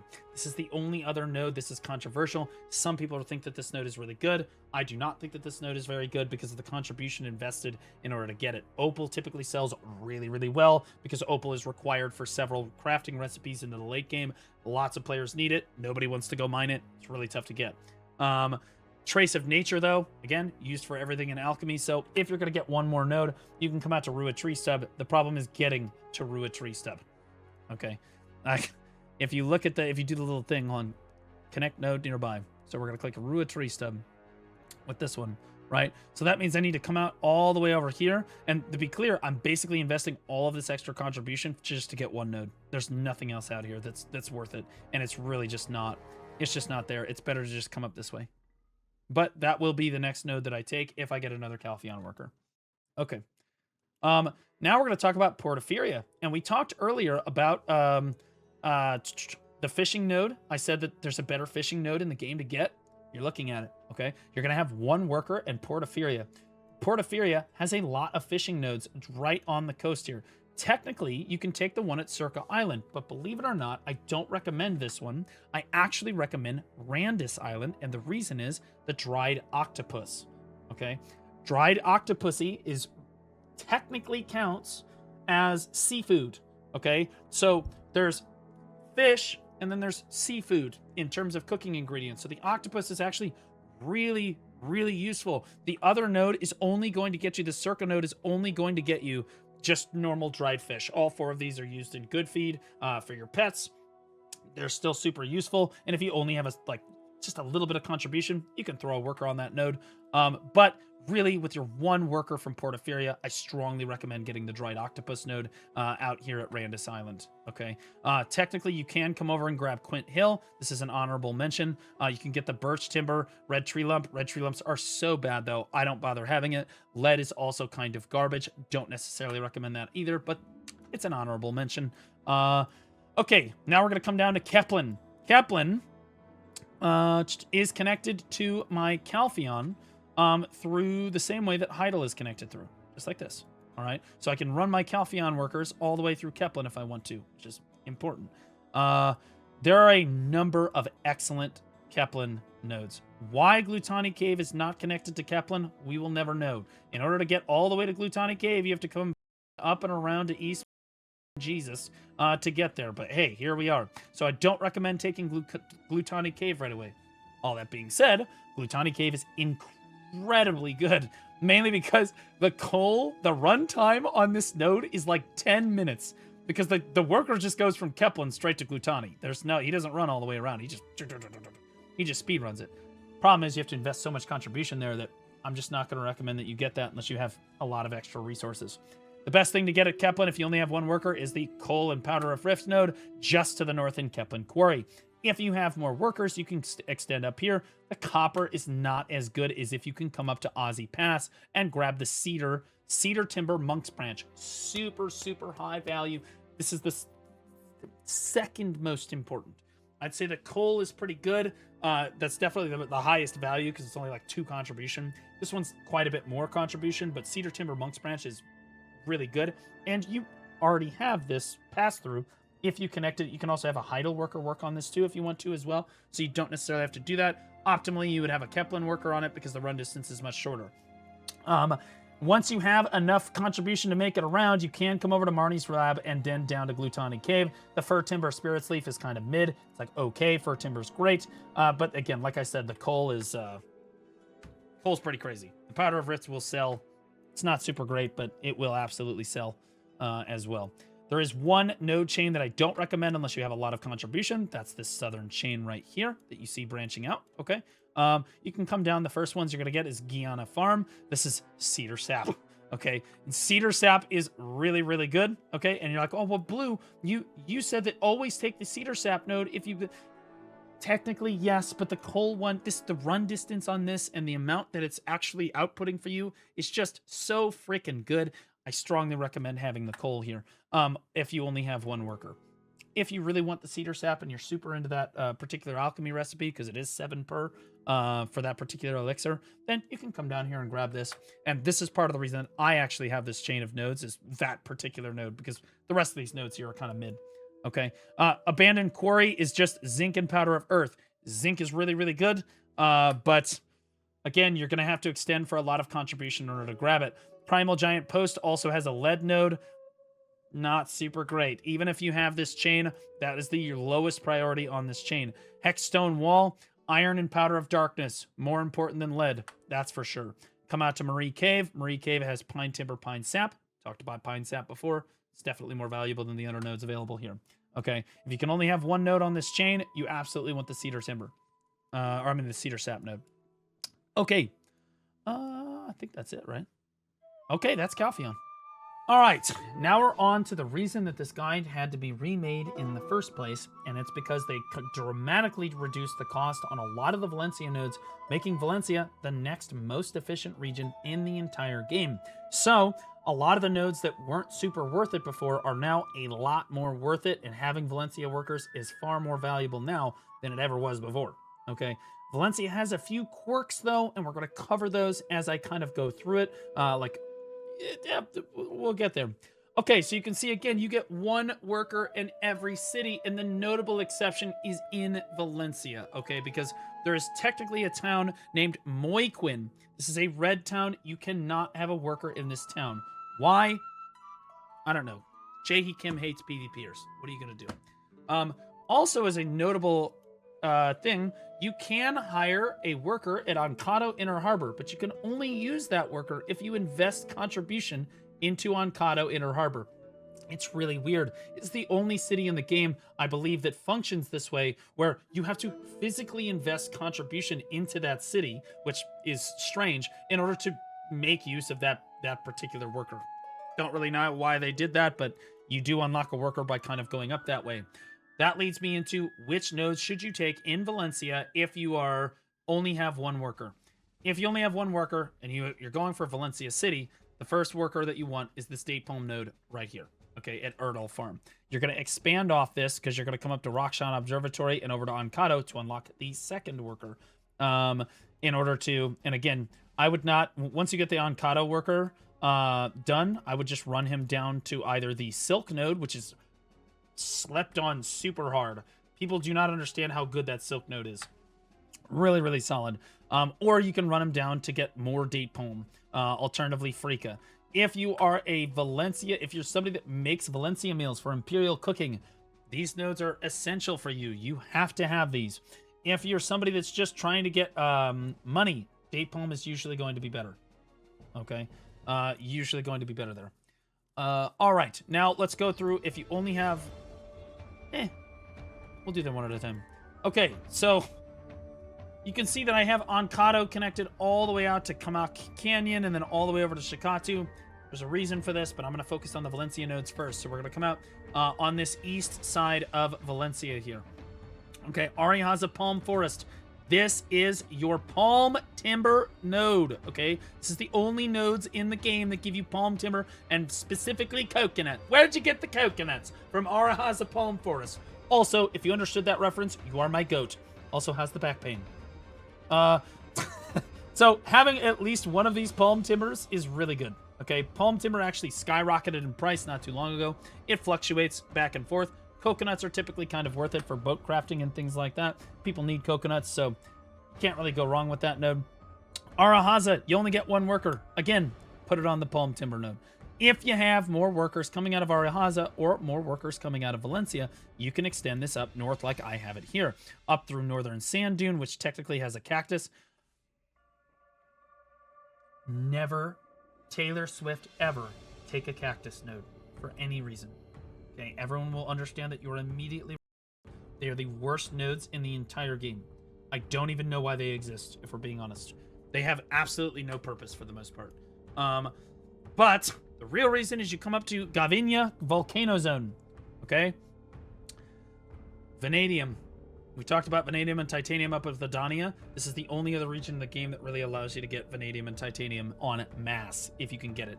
You can get it much easier in Edania, but in Valencia here, Again, they've reduced the prices on all these. Vanadium and titanium. Which one do you want more? Honestly, probably the rough blue crystal over the rough violet crystal. So probably the vanadium. Vanadium and titanium both sell close to max price, so they're both going to be giga value for you. If you have even more workers, you can come up to the Greater Crater and grab the titanium node here.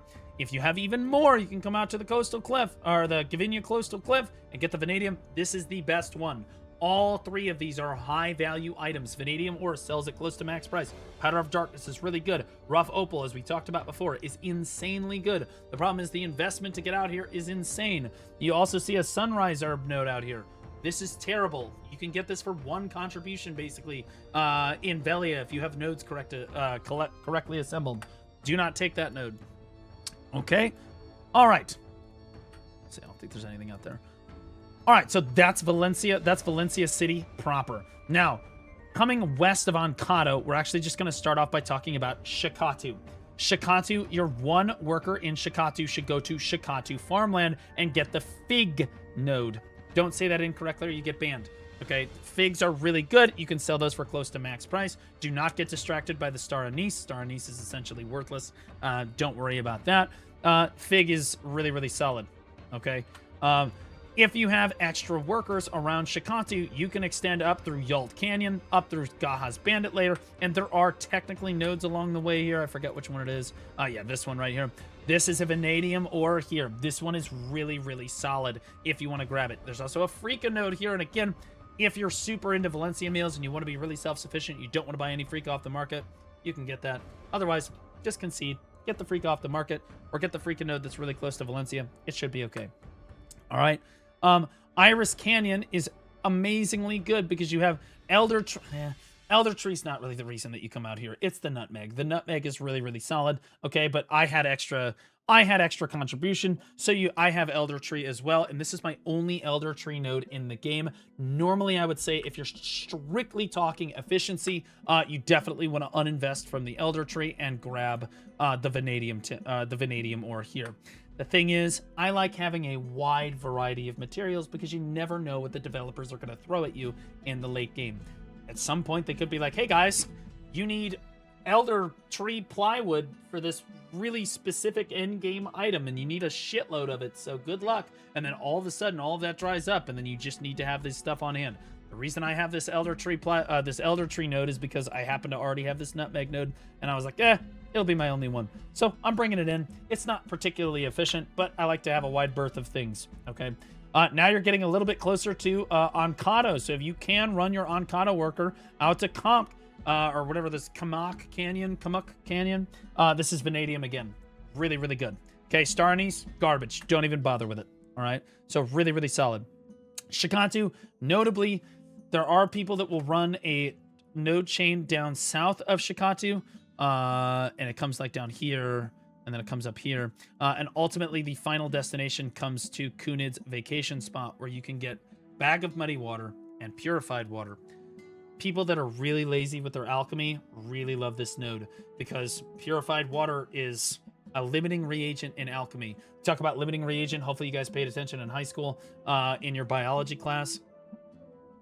Okay, limiting reagent is the thing in the alchemy recipe that you're going to struggle with. That's the one thing that you're like, okay, everything else I can have, and I have an abundance. That's the one thing that limits my production on this thing. Purified water is typically that thing for alchemy. So, and Bag of Muddy Water can be turned into purified water by filtering.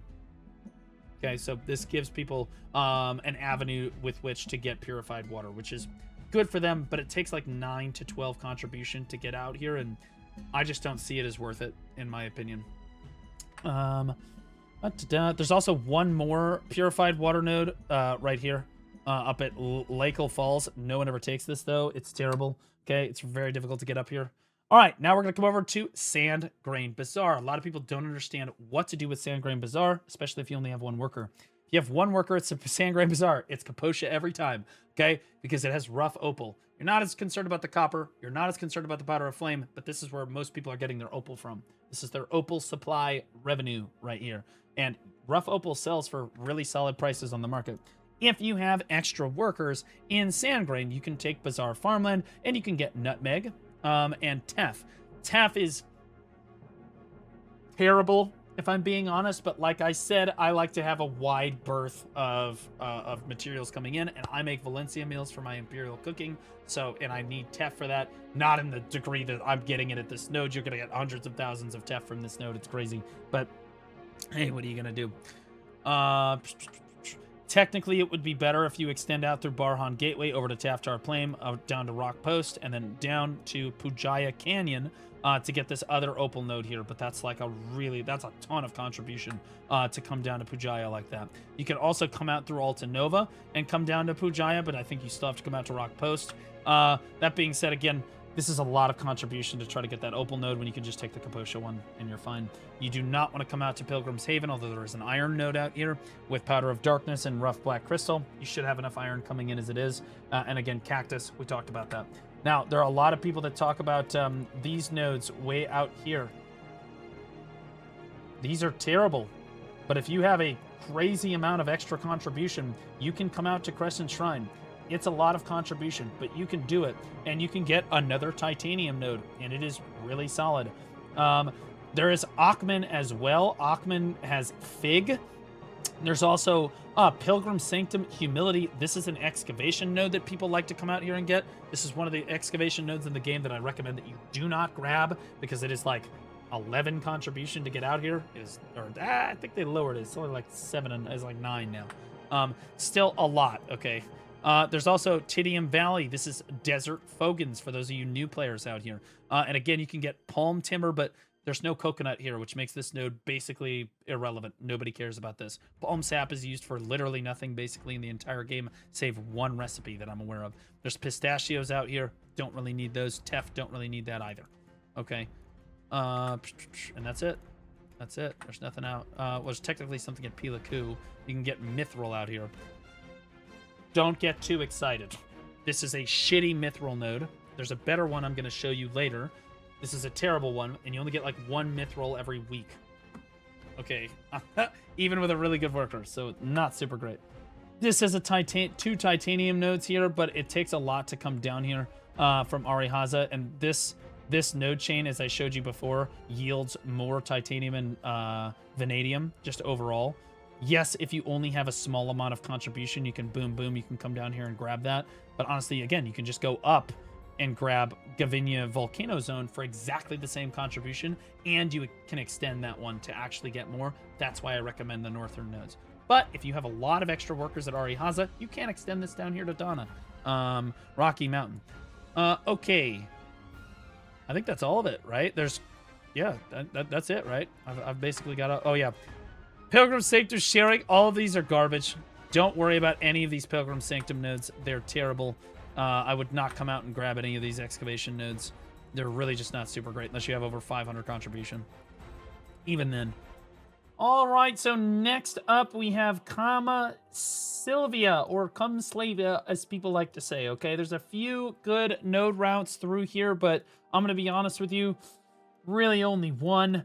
Technically, if you only have one worker in Grana, you should come out to Lake Flaunder and take the Knock or Powder of Earth at Lake Flaunder. This is the best one to go ahead and take. It's right outside of Grana. You can't go wrong. If you have an extra worker, Southern Kamasylvia, Knock or really good. Always sells at maximum price. Super, super good. Always in very high demand. If you have even more contribution, you can connect up to White Tree Forest on over to Tooth Fairy Forest. This is technically a Trace of Nature node, so if you have extra workers in Kamasylvia, maybe you're running someone from Old Wisdom Tree or whatever, or you just have extra workers in general, this is actually not bad at all. Vetalana, I'm not sure what that's necessarily used for. It seems like a trash thing, but it's Trace of Nature is always really good. That being said, the more important node is actually Loopy Tree Forest, because this is the only node in the game that can give you Loopy Tree Sap. This is used to make Spirit Perfume Elixir, or Perfume of Spirits, I think they renamed it to. It's a really good way.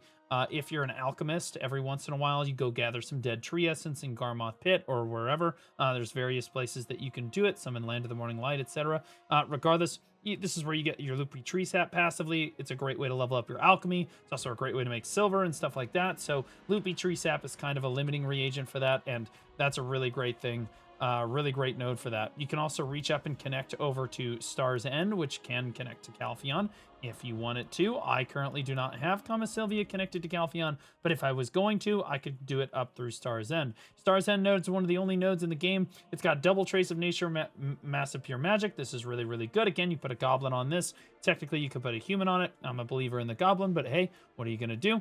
But it's the only node in the game where you can get melted copper shards, as far as I'm aware. It's one of the only nodes. So if you don't want to have to worry about processing all the time and you want to have melted copper, this is actually a pretty good node right here. You can take this one. That being said, you're going to be bringing in enough copper with the rest of your nodes. If you take like 2 seconds to melt some of that copper, this node's really not worth it very much. It's definitely the Trace of Nature is probably better to grab there. Okay, so you can see I don't have anything connected to Old Wisdom Tree here. That's because I don't have any nodes connected.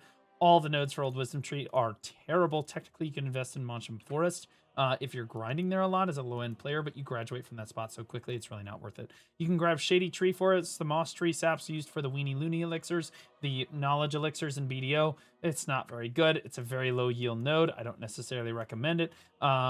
And honestly, again, so what I would recommend from Old Wisdom Tree is to hire some Fadus workers and have them go to your farms.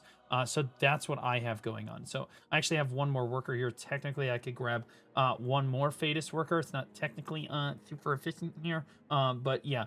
I just have this guy working on the garden. You're like, well, how do you have that? That's because no matter where your workers are from, they can work on your garden. They don't need to have their nodes connected. It's going to take them a while to run all the way over there, but then they'll maintain the garden. A worker in Old Wisdom Tree will maintain the garden just as well as a worker will in Velia, regardless of whether or not the farm's actually next to Velia, which is an important thing to understand. Okay, so yeah, I use that. I use a couple workers from Ulukita. If you have extra workers in any of the regions that you don't have enough contribution to put them on your nodes, put them on your farms. Just make sure that, again, giants work on farms. That's what you want. Anyway, guys, that's Kamasylvia. Let's go ahead and move on to the next region.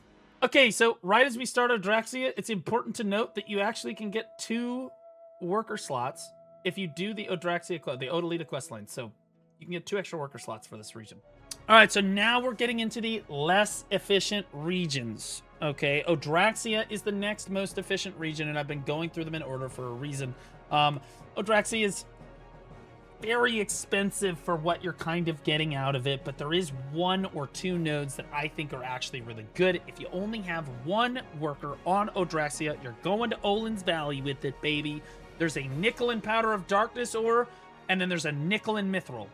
This is the Mithril ore if you want Mithril, and you are going to need it if you're crafting like Krogdalo gear or something in the future, which a lot of players try to skip, whatever, whether it's through the Shikatu seals, whatever.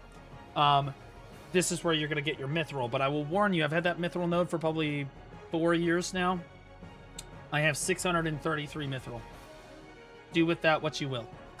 Not a crazy amount. Okay, you're probably going to get more value out of nickel and Powder of Darkness. You're going to make more money here, and then you can just put orders down on Mithril as you need it. But either way, those are the 2 most efficient nodes in all of Odraxia. The rest of the nodes in Odraxia are kind of cheeks. You can come out to Dalmia Plantation for a potato node. Nobody cares because you can get those in Velia. Grape, we talked about that before. It's a fruit. You can technically get that one just southeast of Ulvia. It's not super great. It's not super great. If you have extra contribution and extra workers, you can come up to Bahit Sanctum and then down to Crypt of Lasting Dark Night Thoughts. Okay, this is a Trace of Nature node. All right, this is really good. This is pretty solid. Also, you can invest into it if you ever want to grind that terrible grind location. Okay, that being said, you stop there. You can also connect Southern here. Okay, and you can come down. There's an egg node down here. Thornwood Sap is like kind of mid. Not gonna lie, actually kind of terrible. There's an egg node sound here somewhere. Hold on. Is it Narcion? Yeah, here it is. So you can technically come down here and get these eggs at Narcion. You can get eggs in Velia, right? Bro, like, oh, we got that shit at home, brother. You don't really need this. So it's not really that great. My recommendation is if you have extra Odraxia workers, don't do any of that stuff. You can come out to Crypt, but that's it. Okay? After that, you actually extend over towards Mountain of Eternal Winter, okay? And this node connection is actually really good because of Shirkan Iron Mine. This is the only node in the game that allows you to obtain obsidian. This stuff is giga value on the central marketplace, but it takes a lot of contribution to get out of here. This is it. This is the only way to get obsidian in the entire game, unless you want to manually go, like, hit one rock at a time. It's terrible, okay? This is how people get it. So you can sell this for pretty solid money here. There's also Trace of Nature. Ironically enough, the rough obsidian is actually better than the excavation node here. Quartz is not super great. Trace of Nature is obviously good, but not as good as the obsidian is in terms of overall value. You can also extend down to Torrey Woods for Bracken. You're right there. And we talked about that for the Drieghan meal. If you want to grab it, you can stand up here. Monk's Branch is amazing, coming out at Mountaintop Guard Post, and then down to Jade Starlight Forest. Rough Jade is terrible. Don't recommend getting that. I've experimented. Actually, no. It used to be terrible. Now it's really good. I take it back. I was on automatic programming there. It's really good now. Used to be min price terrible. Now it's actually like max price giga. Okay, so that's why I have that rough jade node. My bad. Snowfield Cedar Sap is actually more important, especially if you're trying to make, if you're a big PvPer. It's used in a very specific elixir for special attack damage. Or is it back attack damage? Special attack damage 2%. Really, really solid. That being said, most people just buy the harmonies nowadays, and so they don't worry about that. But that's a really good note if you're worried about alchemy. If you're just worried about money, the rough jade is actually really solid. Okay. Now, that's all of Ulukita. In fact, that was some of Mountain of Eternal Winter, but that's my Ulukita workers. All right. Mountain of Eternal Winter, next most efficient region. This can be good, can be bad. If you only have one worker for Ailton, okay, which is the capital of Mountain of Eternal Winter, my favorite region, you go to Windknow's Perch, okay? You come out, you ping out to Etheria's Belt, and then up to Windknow's Perch, you're going to grab this Snowfield Cedar Sap node. This is really good. It's a great node. That being said, if you really don't want to do the sap, you can just gather in one gathering run. You can get crazy amounts of sap just north and south of Ailton. Okay, if you have extra workers here, I recommend, honestly, I recommend connecting Duvinkroon to Mountain of or to Ailton so that you can run Duvinkroon workers over these mountains here. And the run distance on this is actually really, really good. That's only if you have the contribution to connect through Tashira Ruins, though. So bear that in mind. The next best thing to come down for Ailton, and we talked about this before, there is actually a honey node. This is a much better honey node than the one that we talked about at Alejandro Farm before. This cooking honey node is more... I talked about it in my last guide. It might be a lot worse now. I don't know. Hold on, let's see. Nope, look. Okay, so we looked at the territory resource information. Look at 99%. The yield on this honey node is insane, and you're taking it for extra nodes in the region. If you come up toward Heidel, you see Alejandro Farm, 0%. You're not going to get nearly as much honey from that node as you're going to get from this one. Okay, I said it in my guide before. That's the benefit of watching the Blue Squadron guide, okay? So this cooking honey node is really good. This Trace of Nature node is kind of mid, to be honest, but hey, it's really close. It's got a short-ish run distance. All of the excavation nodes are like an hour and a half or so for an artisan level 30 goblin. Okay. Okay, so beyond there, you're going to come down to Mountaintop Guard Post. We talked about these before, Birch and Monk's Branch. If you have extra workers in Ailton, you can come out and do the same thing I said before. If you have extra workers on Odraxia, you extend over and get that obsidian, and then you can put any extra workers on Jade Starlight Forest and stuff. Okay, so it depends on where your extra workers are coming from or where you have lodging. All right, lodging in these regions in Ailton is typically cheaper than it is in Ulukita or in Odraxia, but can be a little rough. Okay, so you're going to extend up. There is an optional Tashira Ruins node up here. I do not recommend this. I used to take this for a while. The efficiency on this node is just not there. It's just a miserable Bracken node, especially with Land of the Morning Light having better Bracken nodes now. It's just not worth taking. Now we're into the two least efficient regions in the game. I do not recommend really anything in Drieghan except for, like, you're gonna have one worker by default. Okay, and you can reach out and get the Tashira Ruins Bracken node, but God, that sucks. If you can come up and get Kumi Lumber Camp, it is extra contribution, and this is a good node, but it is so much contribution to invest for so little reward. The only benefit of taking this node is really that you can run workers from Heidel, and it's about the same run distance as Duvinkroon. So, like, you can take extra workers from Heidel if you can connect over through Serendia Shrine, as we talked about before, because you already have Serendia Shrine. and grab Kuwait Lumber Camp, and normally you want to run those workers through Heidel. But if you have your one worker in Duvenkroon, you can either take the Bracken node, which is what a lot of people will do, or you can try to reach up and grab that, which, again, will help you connect through Heidel as well. Probably the best, most slept-on node in the game, though, is actually this one right here. But it requires a ton of contribution to get up here, all right? But if you have Heidel connected to to Glish, okay, and Glish is now connected down to Duvenkroon, what you can do is you can actually run workers from Glish to this node, super low run distance. The workers just bam, bam, bam, bam, bam, bam, bam. And the node actually has Thujasap, which is the only node in the entire game that actually has Thujasap available. So it's a super hot commodity, and you're getting it on a super low run distance. This is like a min-max thing if you can run it through Glish. Technically, you can run this through Duvenkroon too, but it's actually a lot less efficient. This fir timber, fir plank, fir sap, this one's okay too. But again, you really don't want to come out and take this as efficient as I just said it was. You don't really want to do that to your like 420 contribution. Okay. This is a lot of contribution to invest for just such a small thing. Thuja sap is really only used for the Helix elixir in BDO. It's a defensive elixir for evasion. Okay. Oh yeah, they did add 2 more. I apologize. They did add 2 more Thuja sap nodes recently. Thank you, chat. Is it in Edania? I don't even remember where the they are. But like that's the one that I end up having because I can run it through Glish. Garvish Mountains. That is here. Oh wow, so they did add this. Yeah, so you can actually grab this. Way better. Okay. So honestly, I take it back. All right, my bad. Forgot that these were here. I'm gonna be honest with you. They added these. I forgot these were not here before. Only these were here, and so this is the only way to get Thuja.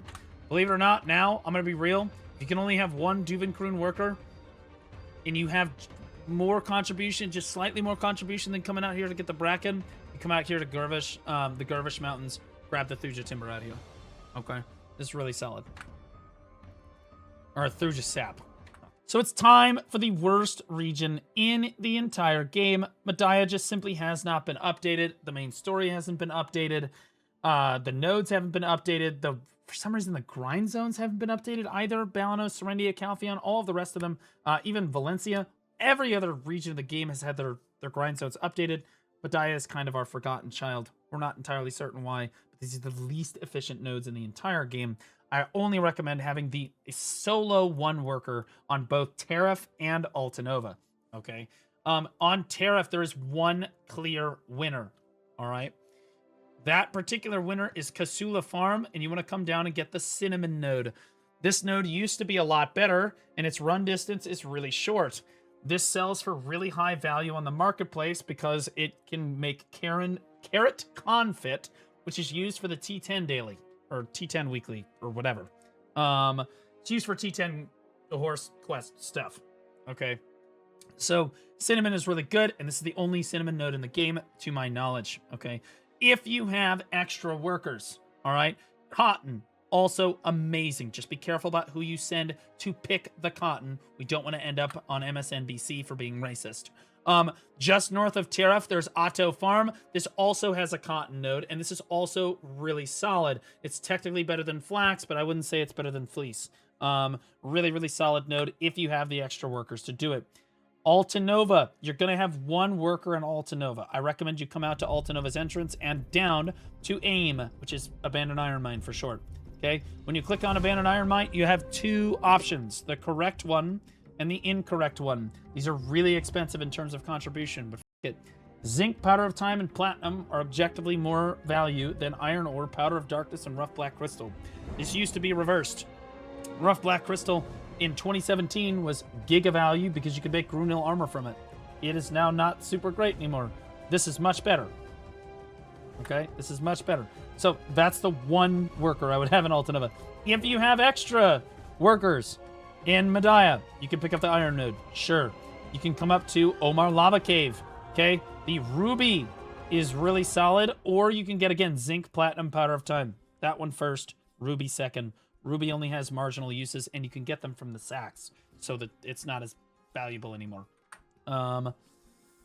Okay, if you have a ton of extra workers or you have extra Heidel workers, this run distance is actually really good. So if you can get these connected to Heidel through the way that I showed you before, that's why I have these connected like this, is because I can run these through Heidel if I need to.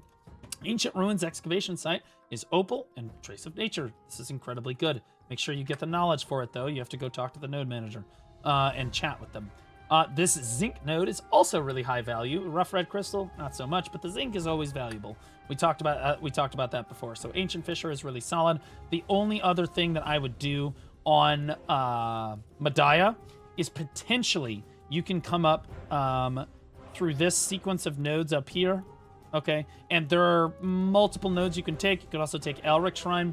White Cedar Timber, White Cedar Sap are solid. The sap is used for boat stuff.